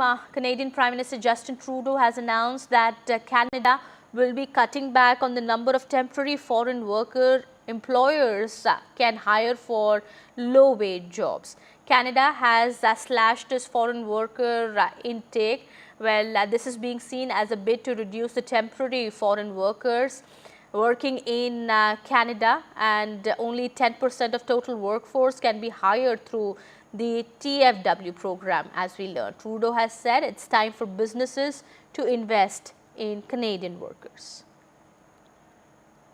Well, my colleague Gurpreet is now joining us on the broadcast here, getting us more on that. Gurpreet, as we've been talking about it, that many nationals, Indian nationals, do go to Canada either for work or for study purposes. How is it now going to affect the Indian nationals? Well, if we can specifically talk about Punjab and Haryana, we have seen for the last so many years a lot of youth, they have already migrated for the higher education to specifically Canada. And some of the youth, they had gone for the work visa so that they will be able to make their future bright. But the way this decision has been taken by the Prime Minister, Canadian Prime Minister, it will definitely affect a lot of people's life here in Punjab and Haryana, because if we can talk about the data, we have seen a lot of youth, they have already migrated from Punjab and Haryana to Canada, and now the families, they are expecting, they are hopeful whatever the decision is going to be taken by the Canadian Prime Minister, all these things, because a huge money has been spent by the parents to just make their wards a bright future. So now they are expecting the decision which is going to be taken by the Canadian government. They will definitely consider the hardship of the parents as well as the hardship of the students who had migrated from Punjab and Haryana to Canada. So let's see how this policy is going to be made by the Canadian government. And we have seen they have already made an announcement to put a cap on the low-wage workers in Canada. So let's see that they want, the family members, they want that case to case should be study. There is need to go and find out all the details whenever they are going to take such type of a decision. Back to studio. All right, Gurpreet, any reaction also that has come in from the Indian government so far on this? What we are expecting and what we can talk about from here, from Chandigarh, we have seen the parents, they are giving the reaction. So they are also waiting the Indian government should intervene into this this whole issue, and they should also make a secure future of their wards. So let's see how the government is going to react on this thing, whether they are going to intervene into this matter so that the Indian nationals who had migrated from Punjab, Haryana or other parts of the country, they will be able to make their future bright, and they should not get affected because of this decision which has been taken by the Canadian Prime Minister.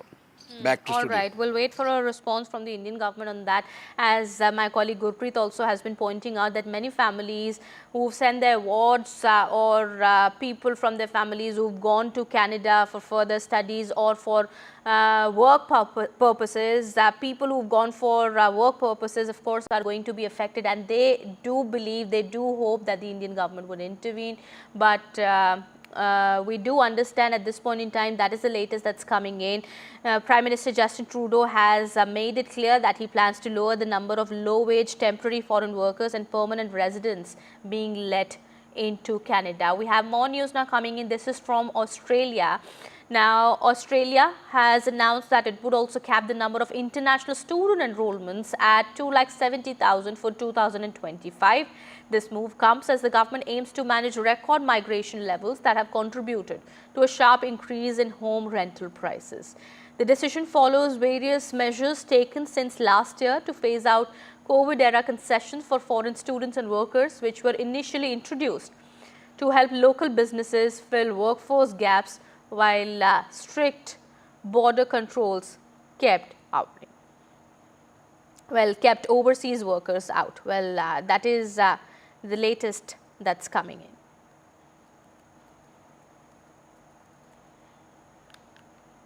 We have more news that we're tracking in a stunning admission. Mark Zuckerberg, CEO of Meta Platform, has confirmed that the Biden administration exerted pressure on his company to censor content. Well, this is what we're learning of. Mark Zuckerberg has written an open letter on Biden-Harris and has said that the Biden administration had indeed exerted pressure on his company to censor the content that goes on Meta.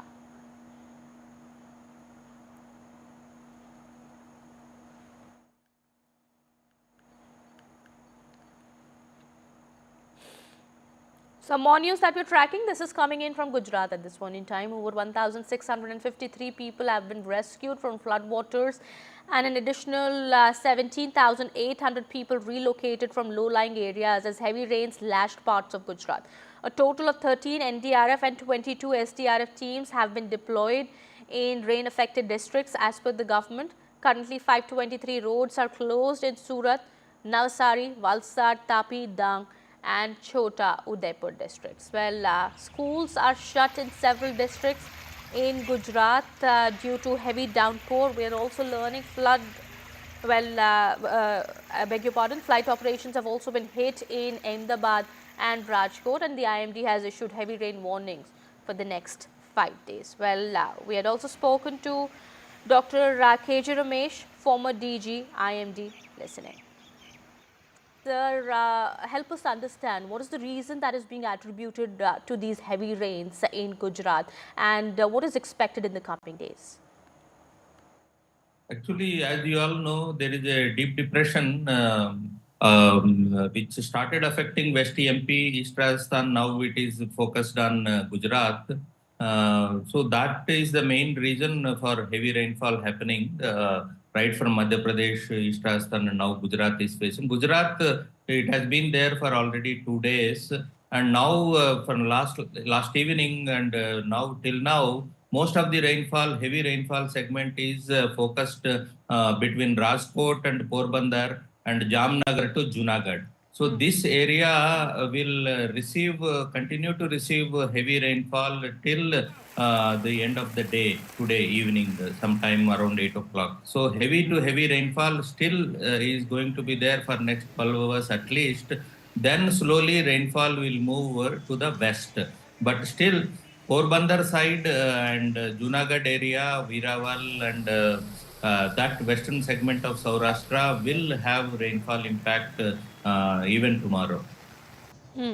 Okay, sir. So you're saying that this is because of the depression that is formed over northwest Madhya Pradesh and adjoining East Rajasthan that has resulted into a deep depression now. Is this going to affect other states as well? No, it will move west of Gujarat, partly Karachi area of Pakistan, and move into the northern Arabian Sea. So it is not going to affect any other segments of India. But in Gujarat, we do understand, sir, of course, many people have been evacuated, taken to safer locations. There is also a report about 3 deaths that have been confirmed in the state of Gujarat. Is there going to be more loss or damage of property and lives that is, that is what we are likely to see in the coming days? Yeah. Or we do understand the government, of course, is trying to make as much effort and taking all precautions in order to ensure that there is no loss of life or property. But what is expected, sir? How intense is it going to be in the coming days? Rainfall already last 12 hours, more than 20 centimeters has happened in several places in between these 4 areas which I said. Rajkot to Porbandar and Jamnagar to Junagadh, already more than 20 centimeters happened at many places. and another 20 centimeter will happen in this area till night today. And पक्का मकानों का कोई problem नहीं होगा, but low level areas में ground floors में inundation is expected. And then कच्चा मकान जो जिसका है ना, मडवाल्स है, temporary houses, so they will have a problem. They will have to be taken to safer places. Already water must be there in those areas, so NDRF teams are there on ground to take them to safer areas. But it will be loss of property. Loss of property will be there to people living in temporary shelters and kacha makan, mud walls, etc. Thatched houses. So they will have a lot of difficulties in surviving. Well, we'll keep an eye on the situation on the ground and get you more on that. Meanwhile, India's apex food safety regulator, Food Safety and Standards Authority of India, withdrew its earlier order asking food businesses to stop marketing and selling milk and milk products as A1 and A2 types, saying these were misleading claims. The advisory, wherein food businesses were directed to remove claims of A1 and A2 types of milk and milk products from packaging, has been withdrawn. The Food Safety and Standards Authority of India said the advisory has been withdrawn to carry out further consultations with stakeholders, and it would imply that food business operators can continue to sell and market their products with claims of A1 and A2 types of milk. We had spoken to nutritionist Pooja Malhotra earlier. Listen to what she had to say. Benefit of our viewers, we would like you to help us understand what's A1 and A2 milk categories first of all, and what does the FSSAI advisory meant now that it has been withdrawn, of course. Yeah. Thank you for having me, first of all. A very good morning to all the viewers. There are various types of protein present in milk, and casein is one of the most important categories of protein which is present in milk, and casein is broadly of two types. So we have A1 beta casein and A2 beta casein. So all the milk, the regular milk which is being sold, contains both A1 and A2 type of protein, whereas the A2 contains only A2 type of beta casein. Now, to tell you the difference, there is a very small difference between these two. To be precise, there is only a difference of a single amino acid between these two. But it makes a huge difference on the way in which these are metabolized and their probable effects on our system. And there have been claims, there have been studies which report that there are differences in the impact of these two on our system. A1 is claimed to have effects such as bloating, acidity, indigestion. It's supposed to have some inflammation effects. It can cause inflammation in the system. Right. Whereas there are claims, there is some research which claims that A2 is much better tolerated. It does not cause indigestion and bloating. It has anti-inflammatory properties. It has antioxidant properties. It has more protein and less fat than A1. It has better nutrient content like vitamins A, D, E, and K, and they are better absorbed as well. So there is some research which claims that A2 is way better. So for people who have intolerances towards milk, they can always try A2 and see the impact. Although the lactose content of the two types, A1 and A2, is mostly the same, but there is research which shows that the health benefits, the impact on the health can be vastly different. All right, shifting our focus now to some more news that we're tracking. This is from the world of tech. Infinix Note 40 series racing edition has been launched in India.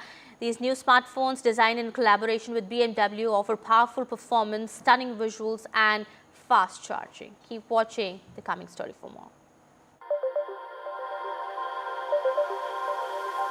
Infinix ने अपना नया note 40 series racing edition India में launch कर दिया है। First launched in April, अब racing edition models BMW's design work से collaboration से रेसिंग इंस्पायर्ड डिजाइन के साथ फाइनली इंडिया आ रहे हैं।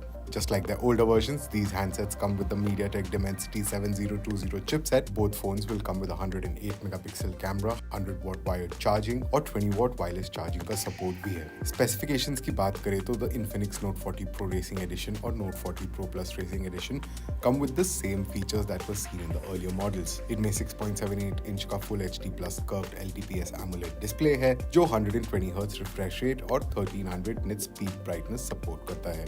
VC cooling टेक्नोलॉजी 2.0 के 11 layers of heat dissipation material के साथ ये better thermal management को claim करते हैं. Dual speakers tuned by JBL हैं और both models IP53 rating के साथ dust और splash resistance offer करते हैं. दोनों models को मिलते हैं the impressive Cheetah X1 chip for impressive power management.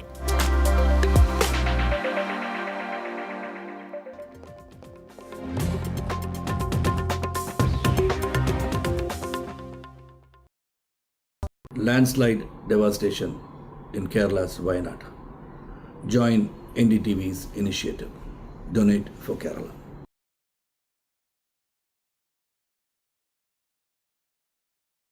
Stay informed and entertained with the new and updated NDTV News app. You can watch all our channels live, listen to podcasts, read breaking and exclusive news from around the world and more. Download the NDTV app today and get access to the best journalism and storytelling on your smartphone or tablet.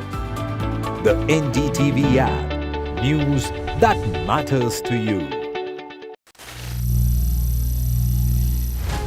Some people say the metaverse will only be virtual. One day this lecture hall will be made of code, and driverless cars would be trapped in intersections. But even in this maze of the future, you can't wish away health. It's time to become more resilient.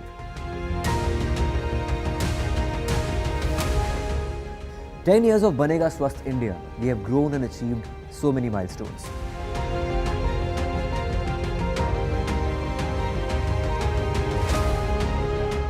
And now I have a plan to beat the urgency.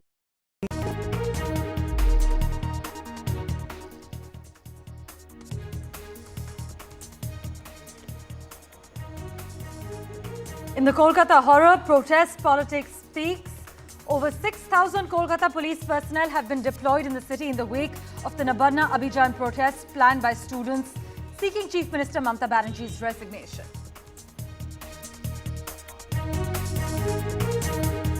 The Supreme Court appointed National Task Force to formulate a protocol for ensuring the safety and security of doctors and other healthcare professionals will hold its first meeting, which is beginning shortly.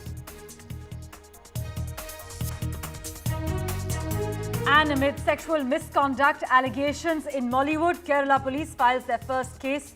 The police register a non-bailable case against Ranjit based on a complaint by a female actor. Ranjit says the allegation was an outcome of a concerted move against him after he became the academy chairman.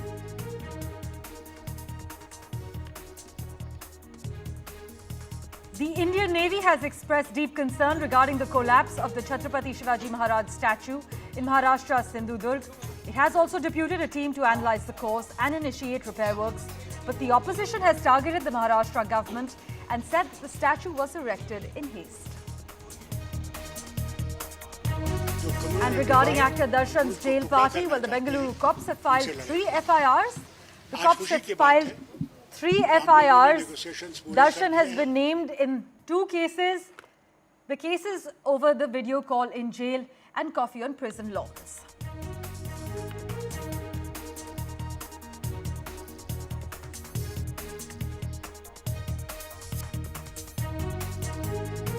Red alert for rain in Gujarat while schools are shut across many districts. Airlines meanwhile have issued advisories for Rajkot and Ahmedabad.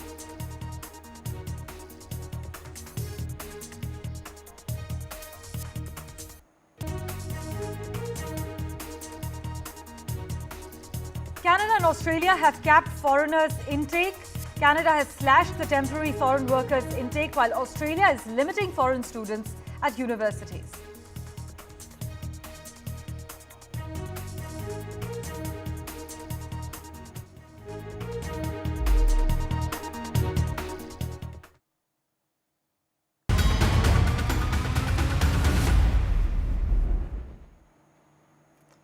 10 a.m. You are watching NDTV 24/7. I'm Parmeshwar Bava. Well, our big focus at the moment, the Kolkata police have made massive security arrangements for the protest march Nabarno Abhijan, anticipating violence during the protests in the city today. Now, Nabarno is the state secretariat, as you're well aware, from where the government of West Bengal operates, and it houses the offices of the chief minister and other top ministers and officials. But this protest march to the state secretariat has been announced by an unregistered body claiming to be a students' organization to demand justice for the rape murder of the 31-year-old doctor at Kolkata's R.G. Kar Medical College on the 9th of August. The police say that they have uncovered evidence of a conspiracy to create trouble and anarchy in West Bengal by misusing the anger of well-meaning citizens. Allowing any such rally, any congregation, will invariably result in traffic disruption and which will cause serious inconvenience to the candidates. That's number one. Number two, the intimation and the details have come at very late stage, at the very last moment. And already another program is being organized without permission, and there are inputs that there will be serious breach of peace. And Nabarno is a high security zone. So taking all these factors into consideration, we have rejected their prayer as well.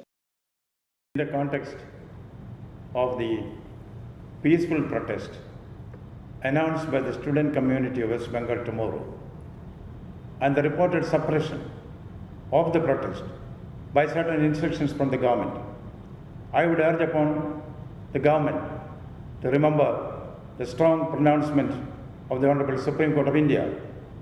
Let not the power of the state of West Bengal be unleashed on peaceful protesters.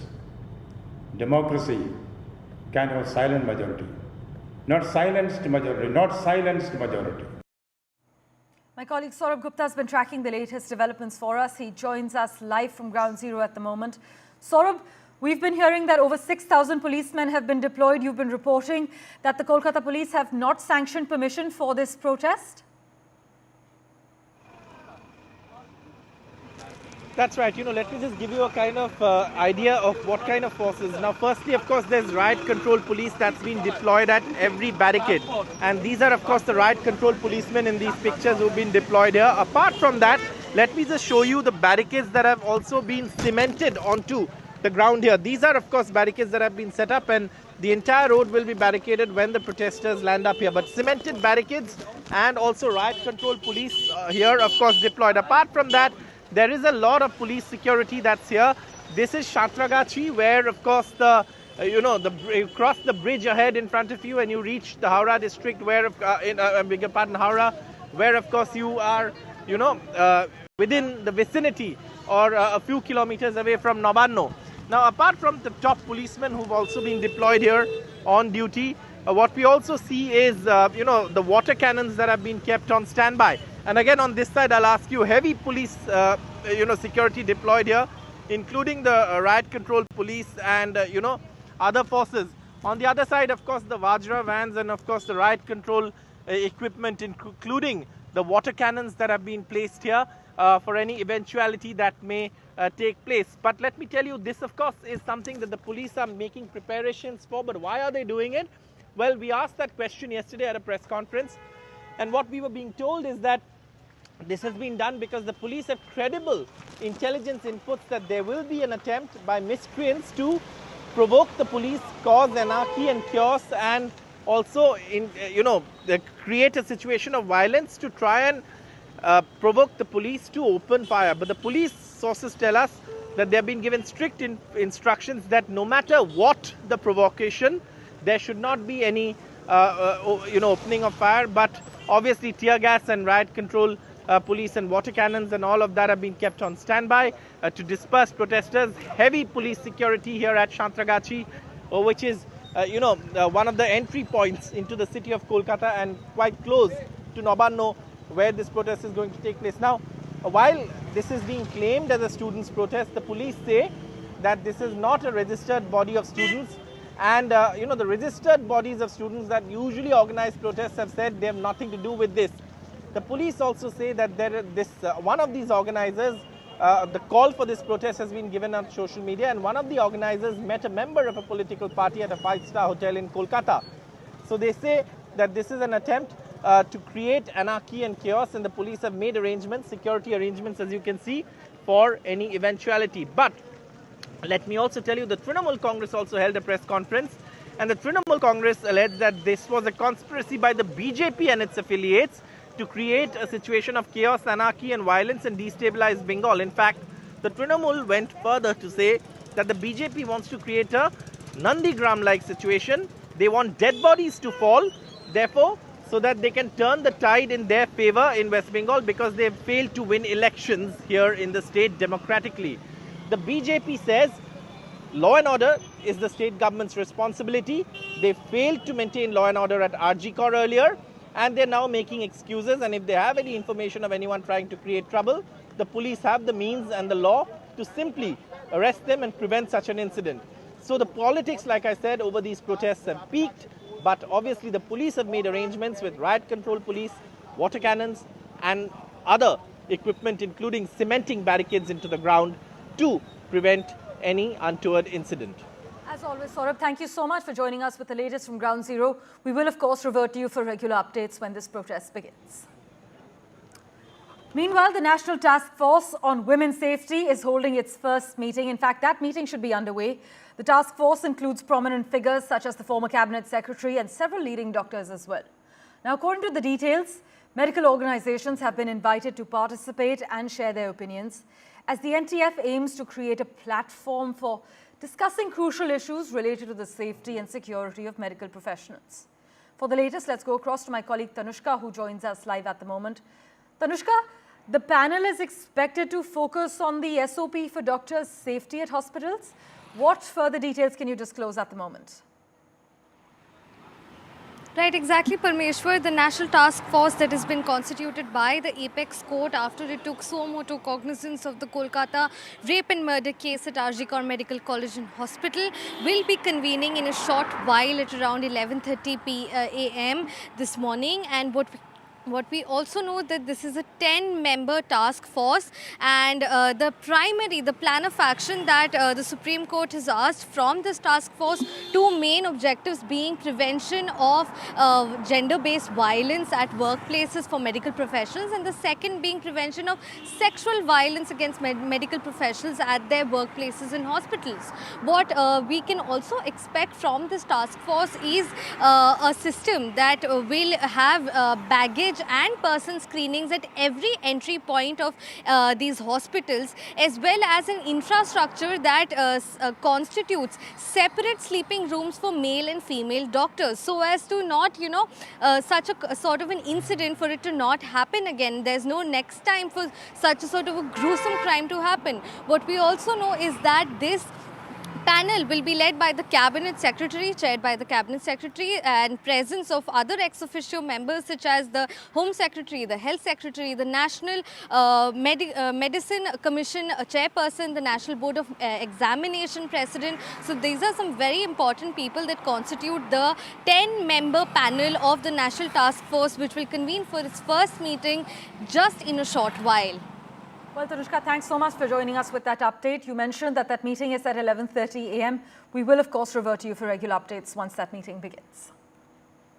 Meanwhile, amid allegations of sexual misconduct that have gripped the Malayalam film industry, the Kerala police has filed its first case in this connection.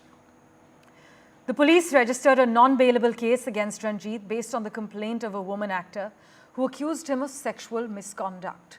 But Ranjit has said the allegation was an outcome of a concerted move against him after he actually became the chairman of the academy.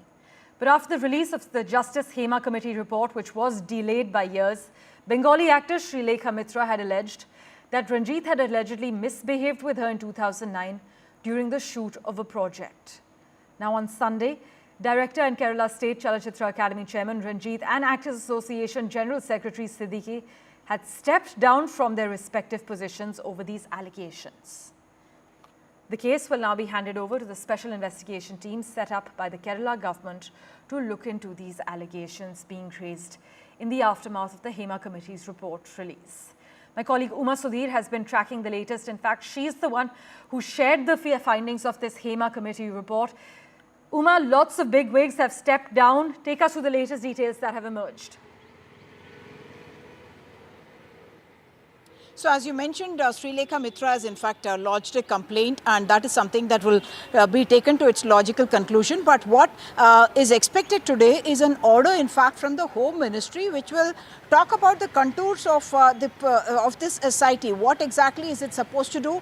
What will its agenda be? Who will it examine? Whether it will examine the testimonies given by the women in the Hema Commission report, all that will have to be specified by this Home Ministry order, because the Chief Minister's office had issued this orders for the 7-member special investigation team that will also have 4 women IPS officers. But what will be the entire canvas that it will examine, that is something that remains to be seen.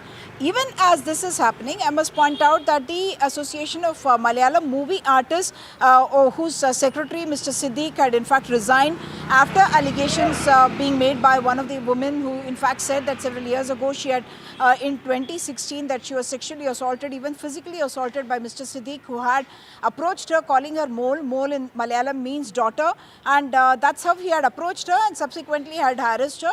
And that is something that had forced his resignation, and subsequently he has also filed a counter complaint with the DGP of Kerala, and the contents of that letter not yet known. But what I must also point out is that Mohan Lal, who is the president of the Association of Malayalam Movie Artists, that he has not spoken out is something that Shammi Tilakan, who is also an actor and whose father was a very celebrated actor called Mr. Tilakan, and who had run into trouble with the Association of Malayalam Movie Artists, and he was the one who had first spoken about a mafia of actors, directors, producers who can keep away people who may raise a voice against the kind of doings of this association or the workings in the industry itself. And Tilakan had in fact spoken about being denied or deprived of work. He, of course, being a male, but he spoke about the mafia coming together and depriving him work. And perhaps it is in that same light that Shammi Tilakan is also speaking about the kind of workings, agreeing with the findings of the Hema Commission, which in fact makes a mention of this famous actor who was denied work because of this, and he says that that refers in fact to his father. What we do understand is that he is now asking why Mr. Mohan Lal has been silent on this issue of the findings of the Hema Commission, and what does the Association of Malayalam Movie Artists per se have to say. I must point out that the 17-member body does have 4 women as well, and the elections had recently taken place in June, and that's when Mr. Siddique had become secretary of the organization. Back to you. As always, Uma, thank you so much for taking us through the latest details that have emerged. With that, let's turn our attention now to Maharashtra, where an FIR has been registered against the contractor of the Chhatrapati Shivaji Maharaj statue in Sindhudurg, which collapsed on Monday, just 8 months since it was inaugurated. The statue was actually unveiled by the Prime Minister on the 4th of December in 2023 to be precise, and the FIR was filed against contractor Jaideep Apte and structural consultant Chetan Patil under several sections of the Bharatiya Nyaya Sanhita. The charges, though, include collusion, fraud and endangering public safety. The FIR follows a complaint by the Public Works Department which claims the statue's construction was of poor quality and the nuts and bolts used in the structure were found to be rusted. We have a string of reactions lined up for you. Listen in.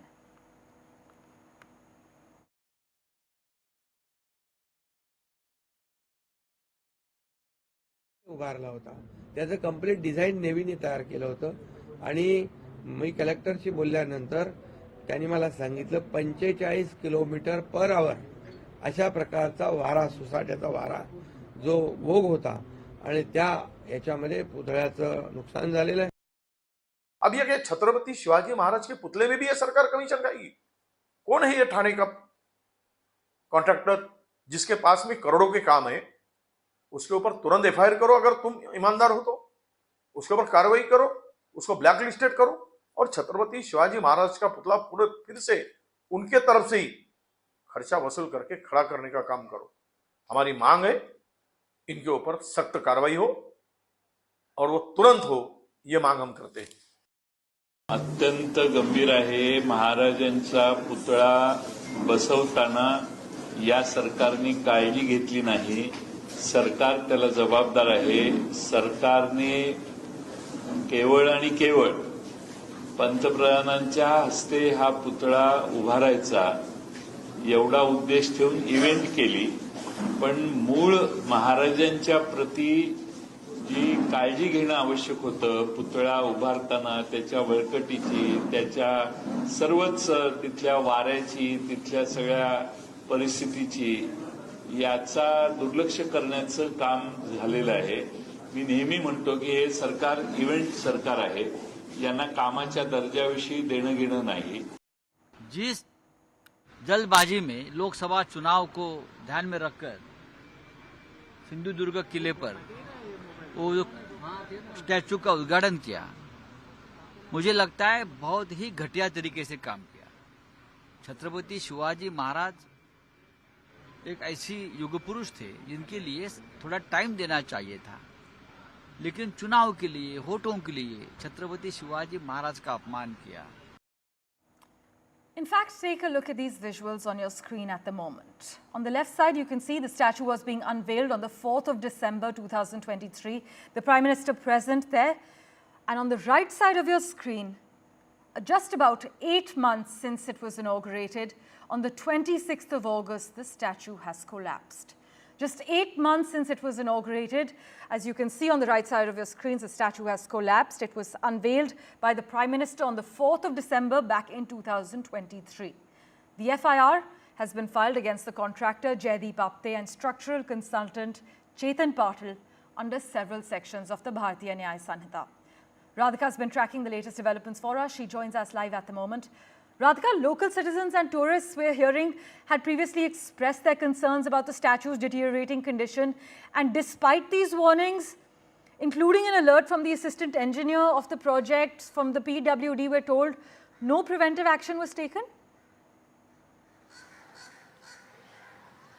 Yes, absolutely. So that's what we are hearing, that locals, tourists had complained of this rusty structure as well as the shaky structure as far as this entire statue, 35 feet statue is concerned. Post which, of course, the PWD department also issued an alert, had in fact written letters to the concerned authorities to fix the statue, to fix the condition of the statue, which had developed a lot of rust ever since it was constructed in December 2023. However, no action was taken post this. There was absolutely no construction work that was carried out post it, which is what led to the collapse, is what the state government department officials have said. So therefore, at this point, PWD, they're saying that all the alerts were issued. Despite that, no action was taken. Now, of course, an FIR has been registered based on the PWD complaint. The FIR registered against the contractor as well as structural consultant over allegations of negligence as well as endangering safety of others. Of course, this has obviously led to war of words with opposition blaming the state government for encouraging shoddy work and also erecting the statue in a hasty manner. As always, Radhika, thanks so much for joining us with the latest update. Meanwhile, let's turn our attention now to Jammu and Kashmir, where the Congress has announced its first 9 candidates for the upcoming assembly elections, fielding Ghulam Ahmad Mir and Viqar Rasool Wani, 2 former presidents of its Jammu and Kashmir unit from their Duru and Banihal assembly constituencies respectively. The Grand Old Party also named Surinder Singh Channi from Tral, Amanullah Mantu from Devsar, Pirzada Muhammad Saeed from Anantnag, Sheikh Zafarullah from Inderwal, Nadeem Sharif from Bhadarwah, and Sheikh Riaz from Doda, as well as Dr. Pradeep Kumar Bhagat from Doda West. Nazir, as always, has been tracking the latest developments for us on Ground Zero. He joins us live at the moment. Nazir, it's the last day of nominations for Phase 1 and the India bloc, it seems, has already chalked out their seat-sharing deal. Yeah, exactly. And I'm in Pulwama, and by today these candidates will file the nomination papers. And what I'm hearing, 30 to 35 candidates are filing nomination papers for the Pulwama assembly seat. You can see the number of candidates, how many EVMs it would take for the one at every polling booth. And it's expected to exceed the number of candidates which had participated in the earlier elections because of the situation and because of the gap between 2 elections. And this is the first election after a gap of 10 years. And election has to be interested in many ways. It is always an interesting exercise. And what interesting it could be, more interesting it could be, here in Pulwama, PDP candidate Wahidur Rahman Parra will be filing nomination papers. And you know who is managing his election campaigning? It is a Kashmiri Pandit here in Pulwama, which is known for all violence, militancy, terror attacks. But look, here is Mohit Ban. Mohit, will it not surprise people from outside Kashmir? It's a Kashmiri Pandit who is managing campaign for PDP in Pulwama. And openly everywhere. I think you have already given a surprise to the people, you know, the way you have already given the introduction about my managing the elections. But I think this is what the idea is also about, that, more than the rehabilitation of the Kashmiri Pandits, I think it is the sense of security which has to be imparted to any Kashmiri Pandit for that matter, given the history of last 33 years since the migration of Kashmiri Pandits, I think. And till the time one doesn't get involved in the basic ecosystem or the basic structure of the civil society here or the social fabric here, I don't think that sense of security will come down. So I have managed the recently concluded parliamentary election also for. But it has to be done at the much more micro level, and you have to go every nook and cranny, every village here. Are you doing that? Absolutely. From last 3-4 months, I have been doing it. For the parliamentary election, we had 18 assembly segments. I visited more than 2,300 polling booths and appointed polling agents for more than 23 polling booths. That's close to 2,400 villages in Kashmir. So, and what this election means for you when you have to do things in Pulwama, where you see most of the time people talk about terror, people talk about that bigger attack which was in Avantipura area, in Pulwama attack. People talk about all the wrong things about Pulwama, yes. But here is a Kashmiri Pandit who, without any security, are going everywhere and managing the election campaigning for PDP candidates. See, absolutely. See, I would want to answer in two parts this thing. See, one, personally for me, it has been a great learning. Given that the post-migration, a lot of Kashmiri Pandits have not been part of the, the electoral system or the structure for that matter, and that too for a regional party which has an, imprint over the entire Jammu and Kashmir region across different regions. So it has been a great learning experience. And, one thing which I would definitely want to say is that the kind of love, the kind of appreciation, the kind of positive response I have received from people, in supporting me, in extending their absolute cooperation in managing this election. It would not have been possible without their support, be it youngsters, be it elders, or be it our female workers. Everybody has blindly supported or helped me in successfully completing this election or managing this election. So this shows that the divide which is kind of shown, the animosity which is shown is actually, when you come in front of each other, it's not like that. It's not like that. Reality is far away from the perceptions which have been created or which are here. So here a Kashmiri Pandit managing campaigning for a PDP candidate here in Pulwama. So it is a day when every party is rushing to file the nomination papers, since all the parties, this BJP, Congress, National Conference, they have given mandate to their candidates only yesterday. Lists were issued yesterday. So today it is a big day, since it is the last day of filing of nomination papers for the first phase of assembly elections in Jammu and Kashmir today. See, an exciting month indeed up ahead. Thank you so much for joining us with that update. We will, of course, revert to you for regular updates from Ground Zero. With that, let's turn our attention now to political movement in Jharkhand. Well, Champai Soren, former Chief Minister of Jharkhand and veteran JMM leader, is set to join the BJP on Friday. This is what Himanta Biswa Sarma has announced in a late-night post on X, hailing him as a distinguished Adivasi leader of the country. Just last week, the 67-year-old leader, who had to quit as Chief Minister to make way for Hemant Soren upon his release from jail, accused party leadership of insulting him and announced that he would soon decide on his next political course. But days after resigning, Mr. Soren said he would have done more to develop the state had he had some more time. ये झारखंड मुक्ति मोर्चा के कद्दावर नेता और पूर्व मुख्यमंत्री चंपाई सोरेन जी का Bharatiya Janata party के परिवार में स्वागत है। अब जिस तरीके से उनको अपमानित किया गया था झारखंड मुक्ति मोर्चा में, उनको मुख्यमंत्री रहते हुए जबरन रिजाइन कराया गया, विधायक दल की बैठक बुलाई ली गई, उनको खबर तक नहीं हुई। मुख्यमंत्री रहते उनको कार्यक्रमों में जाने में और उनको जो सरकारी कार्यक्रम थे उसमें जाने में पाबंदी लगा दी गई थी। तो ये उनके लिए बेहद अपमान का मसला था और उन्होंने अपना रास्ता तय किया है। भारतीय जनता पार्टी उनका स्वागत करती है और हमें लगता है ये झारखंड मुक्ति मोर्चा की ताबूत में अंतिम कील होगा। My colleague Aishwarya Jain is tracking the finer details. He joins us over the phone line at the moment. Aishwarya, the Jharkhand Tigers set to jump ship end of this week? Well, certainly, and it was, remember, Jeetam Ram Maji, former union minister, who first tweeted it out that he was a tiger, he is a tiger, and he will remain a tiger, and he welcomes Mr. Champai Soren to the NDA family. And from there, the speculation arose, and yesterday it was Himanta Biswa Sharma, also the Bharatiya Janata Party in charge for the state of Jharkhand, the poll-bound state, where he accompanied Mr. Champai Soren and met Home Minister Amit Shah, after which he tweeted and stated that on August 30th, the Adivasi leader Champai Soren will be joining the Bharatiya Janata Party. A very, very significant development in a poll-bound state. Remember, he has a huge influence on at least 14 assembly seats in Jharkhand.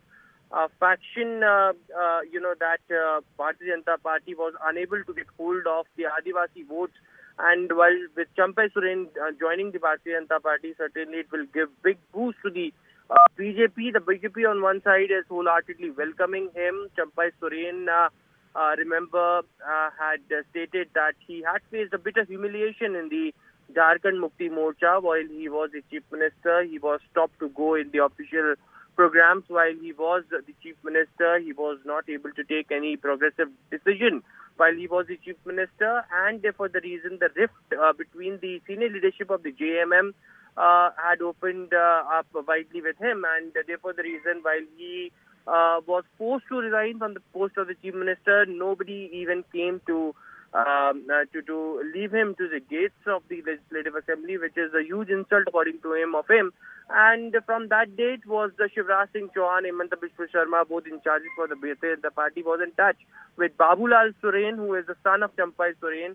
And finally, yesterday, after several rounds of talk, it is Champai Soren who had decided that he will be joining the Bharatiya Janata Party. Now, it remains to be seen that how many MLAs or how many members from the Jharkhand Mukti Morcha also joined along with Mr. Champai Soren on 30th of August. But Bharatiya Janata Party are a bit confident that they are well confident on 34 to 35 seats. But now when Champai Soren has also joined the Bharatiya Janata Party, they will get a big boost ahead of the assembly polls in the state of Jharkhand. Aishwarya, thanks so much, as always, for breaking down the latest developments for us. With that, let's turn our attention now to Gujarat. Well, over 1,600 people have been rescued from floodwaters, and an additional 17,000 people have been relocated from low-lying areas as heavy rain lashed parts of the state. I must inform you that a total of 13 NDRF and 22 SDRF teams have been deployed in rain-affected districts. This is what the government's latest release categorically says. Currently, over 520 roads are closed in Surat, Navsari, Valsad, Tapi and Chota Udaipur districts. Also, schools are shut in several districts of Gujarat. Flight operations are affected in Ahmedabad and Rajkot, and the IMD has issued a heavy rain warning for the next 5 days and marked Gujarat as a flash flood risk zone.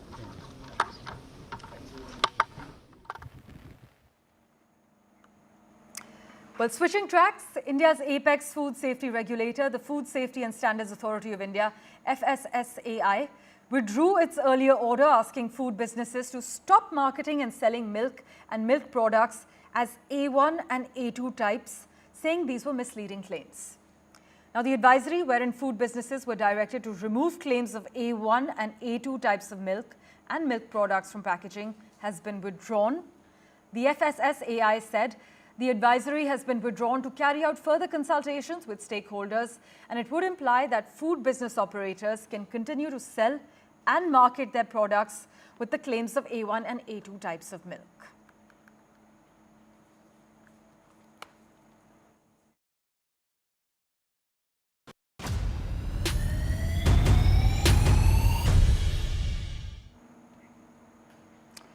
Well, with that, let's get you the latest update as far as Darshan's jail party is concerned. Well, after the actor's video and still went viral, Bengaluru cops have now filed 3 police reports. So 3 FIRs have been filed and cases under Karnataka's Prisons Act have been registered. In fact, I must inform you that actor Darshan has been named in 2 cases and the case has been filed for a video call inside the jail premises and an image that showed the actor having coffee on the prison lawns and also smoking a cigarette. Other inmates seen with Darshan have also been booked, and as I mentioned, these cases are under the Karnataka Prisons Act.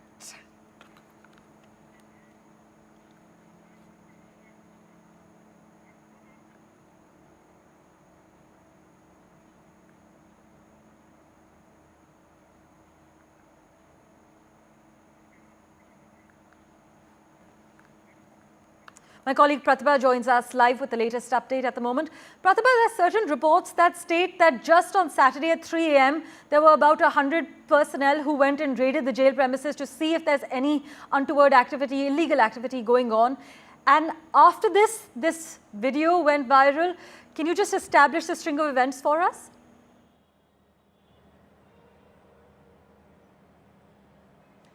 A couple of days before the pictures emerged, there was a raid that was conducted at Bengaluru prison by the CCB officials who raided the premises late in the night. But they found no suspicious activities nor any kind of materials that were recovered from the place. However, there seems to be a CCTV footage that has emerged which shows that a couple of those jail inmates were trying to shift some of the smuggled goods to another place. Now, this aside, a couple of days later is when these pictures emerge of actor Darshan being given the special VIP treatment, and these pictures go viral, prompting immediate inquiry as well as action.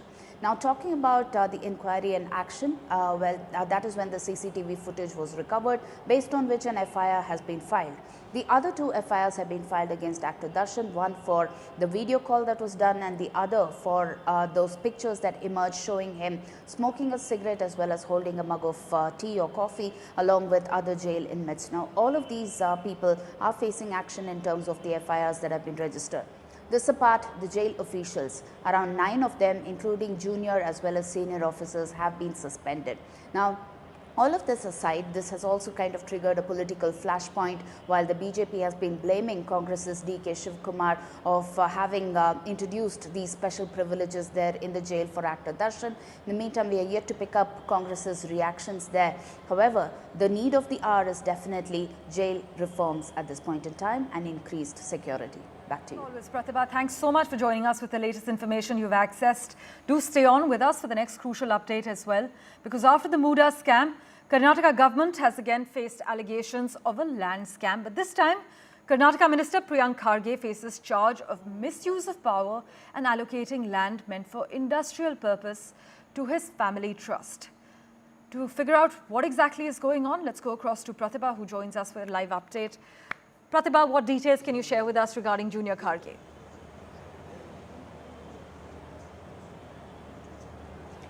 These are allegations that point fingers at the Kharge family with respect to a trust that is owned by them, which is called the Siddhartha Vihar Trust, which has been granted around 5 acres of land under the KIADB, which is the Karnataka Industrial Development Area Board. And they have allotted these 5 acres of land in the high-tech defense aerospace park area. And what has been alleged by activists as well as the BJP is that this has been allocated deliberately using nepotism and misuse of power. And the activist has also claimed that he did initially report this to the CM and got no response, and then later went to Rahul Gandhi but got no response, and now he has approached the governor and filed the complaint. In the meantime, the industries minister, Mr. M.B. Patil, has justified this, saying that this has been done on merit and that he deserves this. Mr. Rahul Kharge, who's the son of Mallikarjun Kharge, is a learned person, and that is precisely why this land has been allocated. But in the meantime, are there more deserving candidates are also questions that are being raised right as we speak. Back to you. Pratibha, thanks so much for joining us with those detailed updates. In fact, as my colleague Pratibha Raman is reporting, we actually have a reaction lined up for you from the activist in Karnataka. We also have a reaction from the Karnataka Industries Minister. Listen in. Congress ಪಕ್ಷದ ರಾಷ್ಟ್ರೀಯ ಅಧ್ಯಕ್ಷರಾದಂಥ ಸನ್ಮಾನ್ಯ ಶ್ರೀ ಮಲ್ಲಿಕಾರ್ಜುನ್ ಖರ್ಗೆ ಅವರ ಪುತ್ರರಾದಂಥ Rahul M Kharge ಅವರಿಗೆ ಕಾನೂನು ಬಾಹಿರವಾಗಿ ಮತ್ತು ಎಲ್ಲ ನಿಯಮಾವಳಿಗಳನ್ನು ಉಲ್ಲಂಘನೆ ಮಾಡಿ ಅರ್ಹ ಕೈಗಾರಿಕೋದ್ಯಮಿಗಳು ಇದ್ದರೂ ಕೂಡ ಅವರ ಪುತ್ರರಿಗೆ ಸುಮಾರು 5 ಎಕರೆಗೂ ಹೆಚ್ಚು ಬೆಲೆ ಬಾಳುವಂಥ ಏರೋಸ್ಪೇಸ್ ಡಿಫೆನ್ಸ್ ಕಾಲೋನಿಯಲ್ಲಿ ಇವರಿಗೆ ಲ್ಯಾಂಡನ್ನು ಮಲಾಟ್ ಮಾಡಿಕೊಟ್ಟಿದ್ದಾರೆ. ಇದು ಸಂಪೂರ್ಣವಾಗಿ ಅವ್ಯವಹಾರ ಆಗಿರೋದ್ರಿಂದ ಇಡೀ ಪ್ರಕರಣದ ಬಗ್ಗೆ ಸರ್ಕಾರ ಉನ್ನತ ಮಟ್ಟದ ತನಿಖೆಗೆ ವಹಿಸಬೇಕು ಅಂತೇಳಿ ನಾನು ಈ ಹಿಂದೆ ಮುಖ್ಯಮಂತ್ರಿಗಳಾದಂಥ ಸಿದ್ದರಾಮಯ್ಯನವ್ರಿಗೆ ಒಂದು ದೂರನ್ನು ಕೊಟ್ಟಿದ್ದೆ. ಮಾನ್ಯ ಮುಖ್ಯಮಂತ್ರಿಗಳು ಯಾವುದೇ ಕಾನೂನು ಕ್ರಮ ಕೈಗೊಂಡಿರಲಿಲ್ಲ. ಇದರ ಬಗ್ಗೆ ನಾನು ಕಾಂಗ್ರೆಸ್ ಪಕ್ಷದ ರಾಷ್ಟ್ರೀಯ ನಾಯಕರಾದಂಥ ರಾಹುಲ್ ಗಾಂಧಿ ಅವ್ರಿಗೂ ಕೂಡ ಒಂದು ಸುವೀರವಾಗಿ ಒಂದು ಪತ್ರವನ್ನು ಬರೆದು ತನಿಖೆಗೆ ಒತ್ತಾಯಿಸಿದ್ದೆ. ಆದರೆ ರಾಹುಲ್ ಗಾಂಧಿ ಅವರು ಕೂಡ ಯಾವುದೇ ಕಾನೂನು ಕ್ರಮ ಕೈಗೊಳ್ಳಕ್ಕೆ ವಿಫಲರಾಗಿರೋದ್ರಿಂದ ನಾನು ಅನಿವಾರ್ಯವಾಗಿ ಗೌರವಾನ್ವಿತ ರಾಜ್ಯಪಾಲರನ್ನ ಭೇಟಿ ಮಾಡಿ ತನಿಖೆಗಾಗಿ ಈಗ ಒತ್ತಾಯ ಮಾಡ್ತಾ ಇದ್ದೇನೆ. See, I think this same application was given, I think, a month, 1.5 months back. Number one, his allegations are totally baseless. I don't value them at all, number one. I have not violated a single thing. Well, news and updates continue here on NDTV 24/7. We're slipping into a very short break for now. Back in a moment with the latest.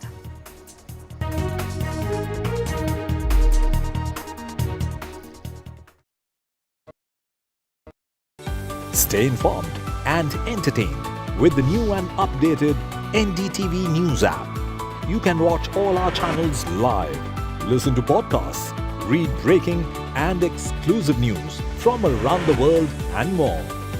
Download the NDTV app today and get access to the best journalism and storytelling on your smartphone or tablet. The NDTV app. News that matters to you. Hi, I'm Shreya Saran.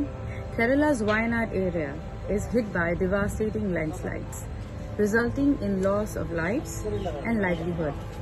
Kerala needs your help right now. Let's join NDTV initiative. Come, donate.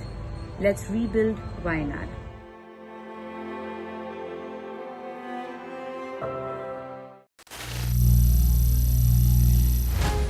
Some people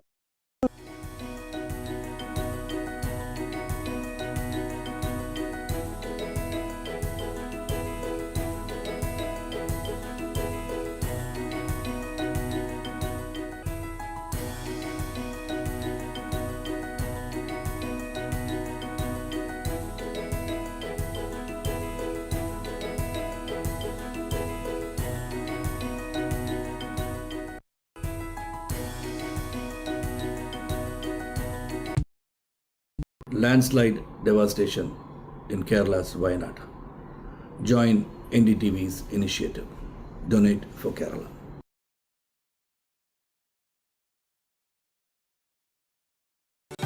Stay informed and entertained with the new and updated NDTV News app. You can watch all our channels live, listen to podcasts, read breaking and exclusive news from around the world and more. Download the NDTV app today and get access to the best journalism and storytelling on your smartphone or tablet. The NDTV app. News that matters to you. Some people say the metaverse will only be virtual. One day this lecture hall will be made of code, and driverless cars would be trapped in intersections. But even in this maze of the future, you can't wish away health. It's time to become more resilient.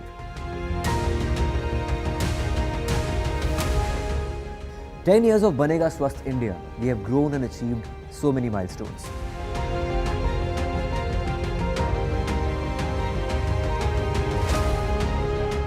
And now I have a plan to beat the urgency, to stop breathing with difficulty, to relieve getting choked with inactivity.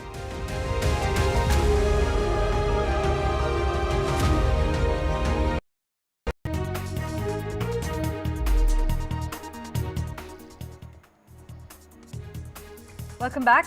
Australia has announced that it would cap the number of international student enrolments at 270,000 for the year 2025. Now, this move comes as the government aims to manage record migration levels that have contributed to a sharp increase in home rental prices there. But this decision follows various measures taken since last year to phase out COVID-era concessions for foreign students and workers, which were initially introduced to help local businesses fill workforce gaps while strict border controls kept them sort of controlled. But Australia has capped the foreign student intake in a bid to curb migration. Meanwhile, over in Canada, Prime Minister Justin Trudeau has announced that Canada will be cutting back on the number of temporary foreign worker employees and that they can hire for low-wage jobs.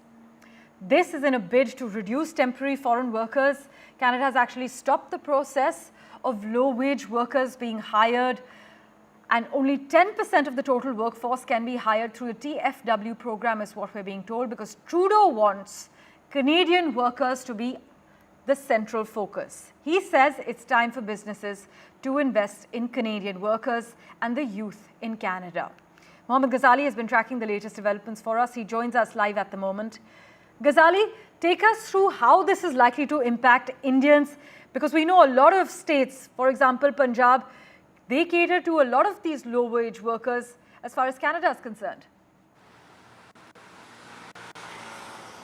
See, Parmeshwar, if you see both the countries, the changes in the laws and the policy when it comes to immigration, be it Canada, which is now talking about low-wage workers and how they will also cap the numbers, as well as Australia, which is talking about capping the number of students who will pursue graduate, undergraduate or postgraduate studies there. It hints towards the kind of economic meltdown in Europe.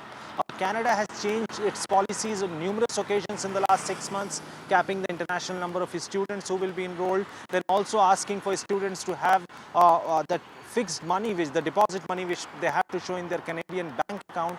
That amount has been increased, and now this new policy change for the temporary low-wage workers. So it certainly is going to impact northern states of Punjab, Haryana, Himachal, even Jammu, because in the last couple of years the enrollment or the workers from these regions have spiked. The numbers have increased as to those who are going to Canada for work. But largely, it will be the student community which will be impacted in all these states when it comes to the policy change of both the countries. Because be it Canada or Australia, a large number of Indian students coming from these northern states migrate there for studies and expecting or dreaming to have a better future so that they can stay back, away the PR, or permanent residency, or later citizenship. But the lot of policy changes and frequent policy changes have now brought these people at the mercy of the government to consider, because in Canada especially, other changes have been done for immigration, other immigration changes have been done for students. So there are more than 70,000 Indian students right now who are protesting because their student visa is going to expire and they will not be allowed to avail the PR facility. So that is an ongoing crisis. Now, why that is happening? We have seen multiple parliamentary reports, multiple other agency reports from Canada suggesting that how housing prices have gone up, increasing unemployment, and Mr. Trudeau has to face an election next year. So ahead of that, he is facing a lot of criticism from opposition parties and overall that how immigration policies have not been thought upon, and that is why this has led to this big crisis. And perhaps due to this situation, even Australia is now taking precautionary measure by capping the number of international students who will be enrolling for studies. But Australia has a different reason. Australia says, the government says that we want to have proportionate representation of international students in all the universities and colleges, and hence this capping has been implemented or will be implemented for the next session. As always, Ghazali, thank you so much for taking us through all the details and breaking down all the policies for us country-wise. Meta Chief Executive Mark Zuckerberg has accused the Biden administration of pressuring the social media group to censor certain COVID-19 content during the pandemic and said he intended to be politically neutral this election cycle. Mark Zuckerberg says he regrets that Meta bowed to the Biden administration pressure to censor content, saying in a latest letter that the interference was wrong and he plans to push back if it happens again. In fact, in a letter addressed to the House Judiciary Committee Chair Jim Jordan, Mark Zuckerberg has written that senior Biden officials had repeatedly pressured Meta's team for months to censor some COVID-19 content, including humor and satire. Mr. Zuckerberg also reiterated that he would not make another contribution to support electoral infrastructure via the Chan Zuckerberg Initiative, which is his philanthropic group. Past donations totaled more than $400 million and were actually made to non-profit groups, including the Chicago-based Center for Tech and Civic Life. They were intended to make sure local election jurisdictions would have appropriate voting resources during the pandemic. This is what he said. But he added that they had been interrupted as benefiting one party over the other. Right, I'm told we need to go across to Mr. Priyank Kharge, Mallikarjun Kharge's son, speaking regarding the latest land scam in Karnataka. है या बाकी के leaders जितने institution चलाते हैं, engineering college चलाने वाले engineer रहते हैं क्या? मेडिकल कॉलेज चलाने वाले डॉक्टर्स रहते हैं क्या बीजेपी में? And here the chairman of the trust is an engineer. He was a topper. For the kind information of Mr. Leher Singh, he was a topper in SSLC, he was a topper in UVCE on merit, and more importantly, he served in the prestigious Indian Institute of Science as a scientist. So, जितना आप जिंदगी में नहीं पढ़े हो उतना उन्होंने 10 साल में पढ़ा है. So please don't try to get at my family unnecessarily. If you have any legal documents, we are ready to take it up. Thank you. Well, you just heard the Karnataka Minister speak about the land scam. Well, the BJP alleges a scam in allotment to Mr. Kharge's son's trust. This is Priyank Kharge's trust we're talking about. The BJP says that industrial land was actually given to Priyank Kharge. So after the Muda scam, the Karnataka government again facing allegations of a land scam. But this time, Karnataka Minister Priyank Kharge faces charges of misuse of power and allocating land meant for industrial purpose to his family trust. As I mentioned, the BJP has alleged that 5 acres of industrial land under the Supreme Court quota were given to the trust run by Karnataka Minister Priyank Kharge's family.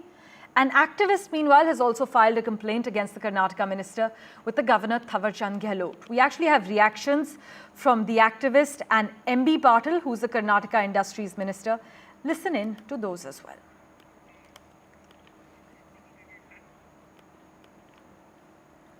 Right, I'm told Kharge is speaking again. Listen in to what Mr. Priyank Kharge is saying.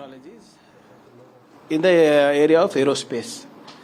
Now, I don't understand whether Mr. Leher Singh understands the process of procuring a CA site. It is not free, number one. It is not subsidized, number two. Number three, you have to apply for it, and based on your criteria, they give it to you. Neither we have asked for deferred payment, neither we have asked for a subsidy, neither we have claimed anything that is illegal in that. So even now, BJP is unable to point out what the problem is. They are just shooting in the dark. And like I said earlier, it is meant for educational purpose and it is not an industrial plot.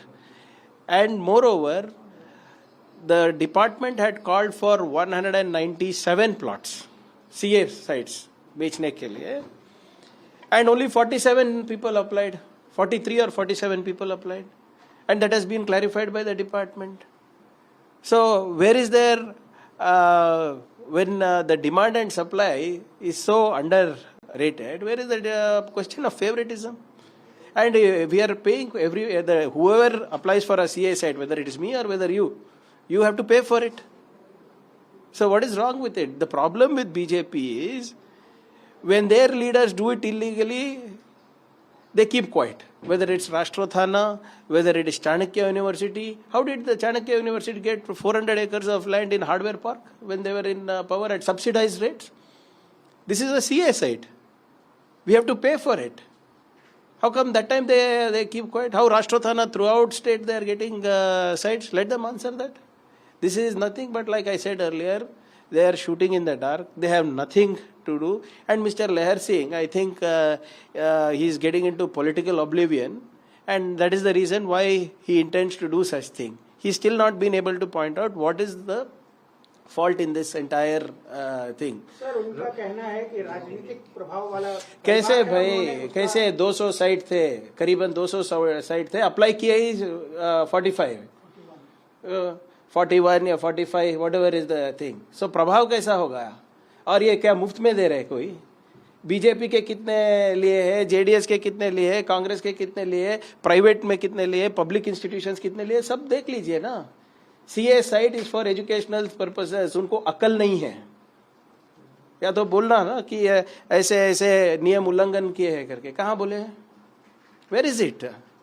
अभी तो this is nothing but Lahar Singh ji is now into political oblivion.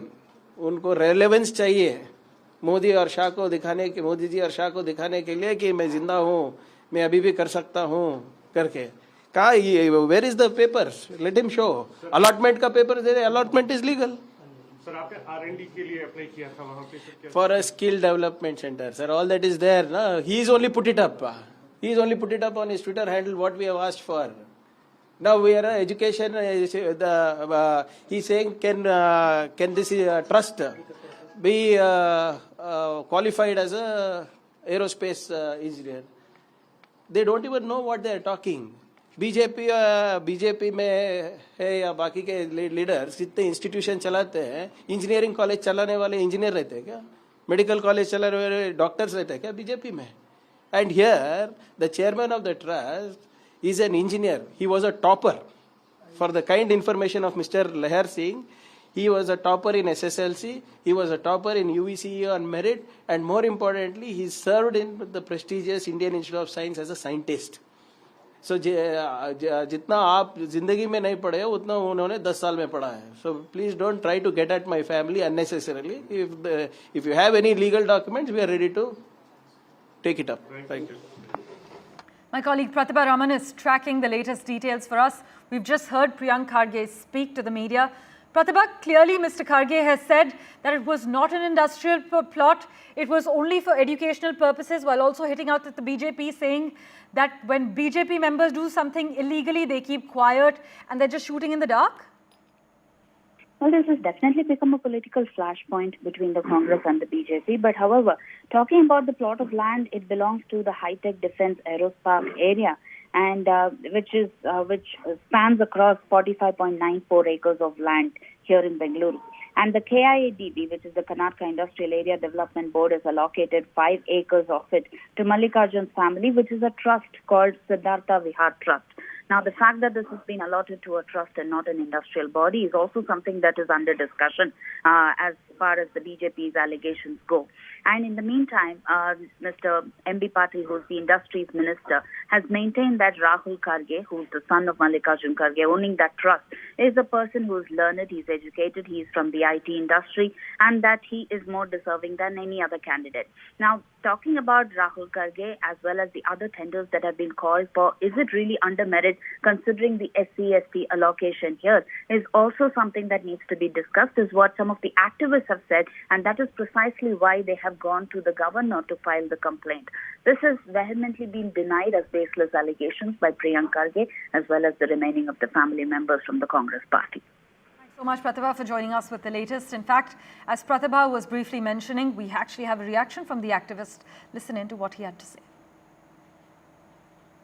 Congress ಪಕ್ಷದ ರಾಷ್ಟ್ರೀಯ ಅಧ್ಯಕ್ಷರಾದಂಥ ಸನ್ಮಾನ್ಯ ಶ್ರೀ ಮಲ್ಲಿಕಾರ್ಜುನ್ ಖರ್ಗೆ ಅವರ ಪುತ್ರರಾದಂಥ Rahul M Kharge ಅವರಿಗೆ ಕಾನೂನು ಬಾಹಿರವಾಗಿ ಮತ್ತು ಎಲ್ಲ ನಿಯಮಾವಳಿಗಳನ್ನು ಉಲ್ಲಂಘನೆ ಮಾಡಿ ಅರ್ಹ ಕೈಗಾರಿಕೋದ್ಯಮಿಗಳು ಇದ್ದರೂ ಕೂಡ ಅವರ ಪುತ್ರರಿಗೆ ಸುಮಾರು 5 ಎಕರೆಗೂ ಹೆಚ್ಚು ಬೆಲೆ ಬಾಳುವಂಥ ಏರೋಸ್ಪೇಸ್ ಡಿಫೆನ್ಸ್ ಕಾಲೋನಿಯಲ್ಲಿ ಇವರಿಗೆ ಲ್ಯಾಂಡನ್ನು ಮಲಾಟ್ ಮಾಡಿಕೊಟ್ಟಿದ್ದಾರೆ. ಇದು ಸಂಪೂರ್ಣವಾಗಿ ಅವ್ಯವಹಾರ ಆಗಿರೋದ್ರಿಂದ ಇಡೀ ಪ್ರಕರಣದ ಬಗ್ಗೆ ಸರ್ಕಾರ ಉನ್ನತ ಮಟ್ಟದ ತನಿಖೆಗೊಳಿಸಬೇಕು ಅಂತೇಳಿ ನಾನು ಈ ಹಿಂದೆ ಮುಖ್ಯಮಂತ್ರಿಗಳಾದಂಥ ಸಿದ್ದರಾಮಯ್ಯನವ್ರಿಗೆ ಒಂದು ದೂರನ್ನು ಕೊಟ್ಟಿದ್ದೆ.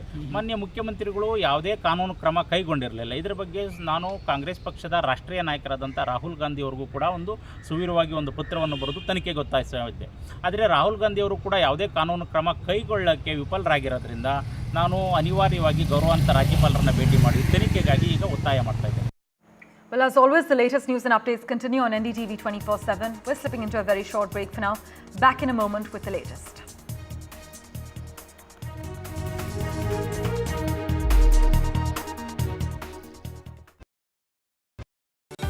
Stay informed and entertained with the new and updated NDTV News app. You can watch all our channels live, listen to podcasts, read breaking and exclusive news from around the world and more. Download the NDTV app today and get access to the best journalism and storytelling on your smartphone or tablet. The NDTV app. News that matters to you.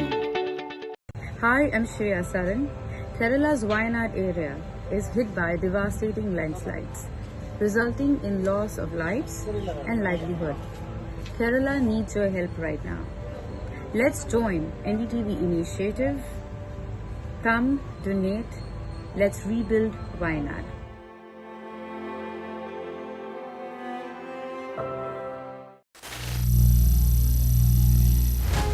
Some people say the metaverse will only be virtual.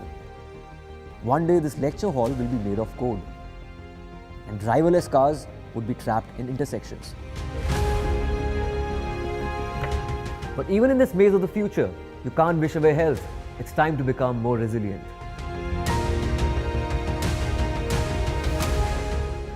"10 years of Banega Swasth India, we have grown and achieved so many milestones.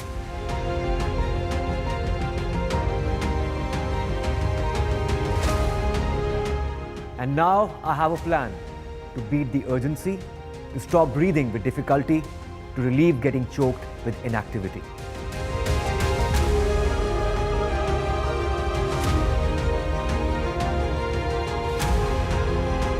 Energize our government, our environment, our society, and ourselves. Everyone, everywhere, every day.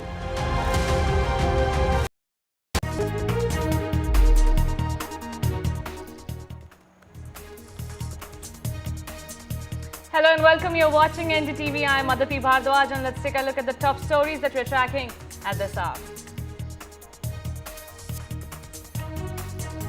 In the Kolkata rape and murder case, chorus for justice grows as students will march to Bengal Secretariat demanding CM's resignation. West Bengal police says there is no permit for march as there is a conspiracy to create chaos. A 3-layer security has been put up outside Bengal Secretariat. After Muda scam, another land scam rocks Karnataka. Land scam allegations on Kharge's family trust. BJP says Kharge's family trust usurped industrial land. Meanwhile, Priyank Kharge, just few minutes from now, said that there is nothing illegal in allotment and the land will be used by the trust for educational purposes. Amid sexual misconduct allegations in Mollywood, Kerala police files first case. Police registers non-bailable case against Ranjit based on a complaint by a female actor. The Indian Navy has expressed deep concern regarding the collapse of the Chhatrapati Shivaji Maharaj statue in Maharashtra's Sindhudurg. On Monday, it has also deputed a team to analyze the cause and initiate repair work. Meanwhile, opposition has targeted the Maharashtra government, saying that statue was built in a haste.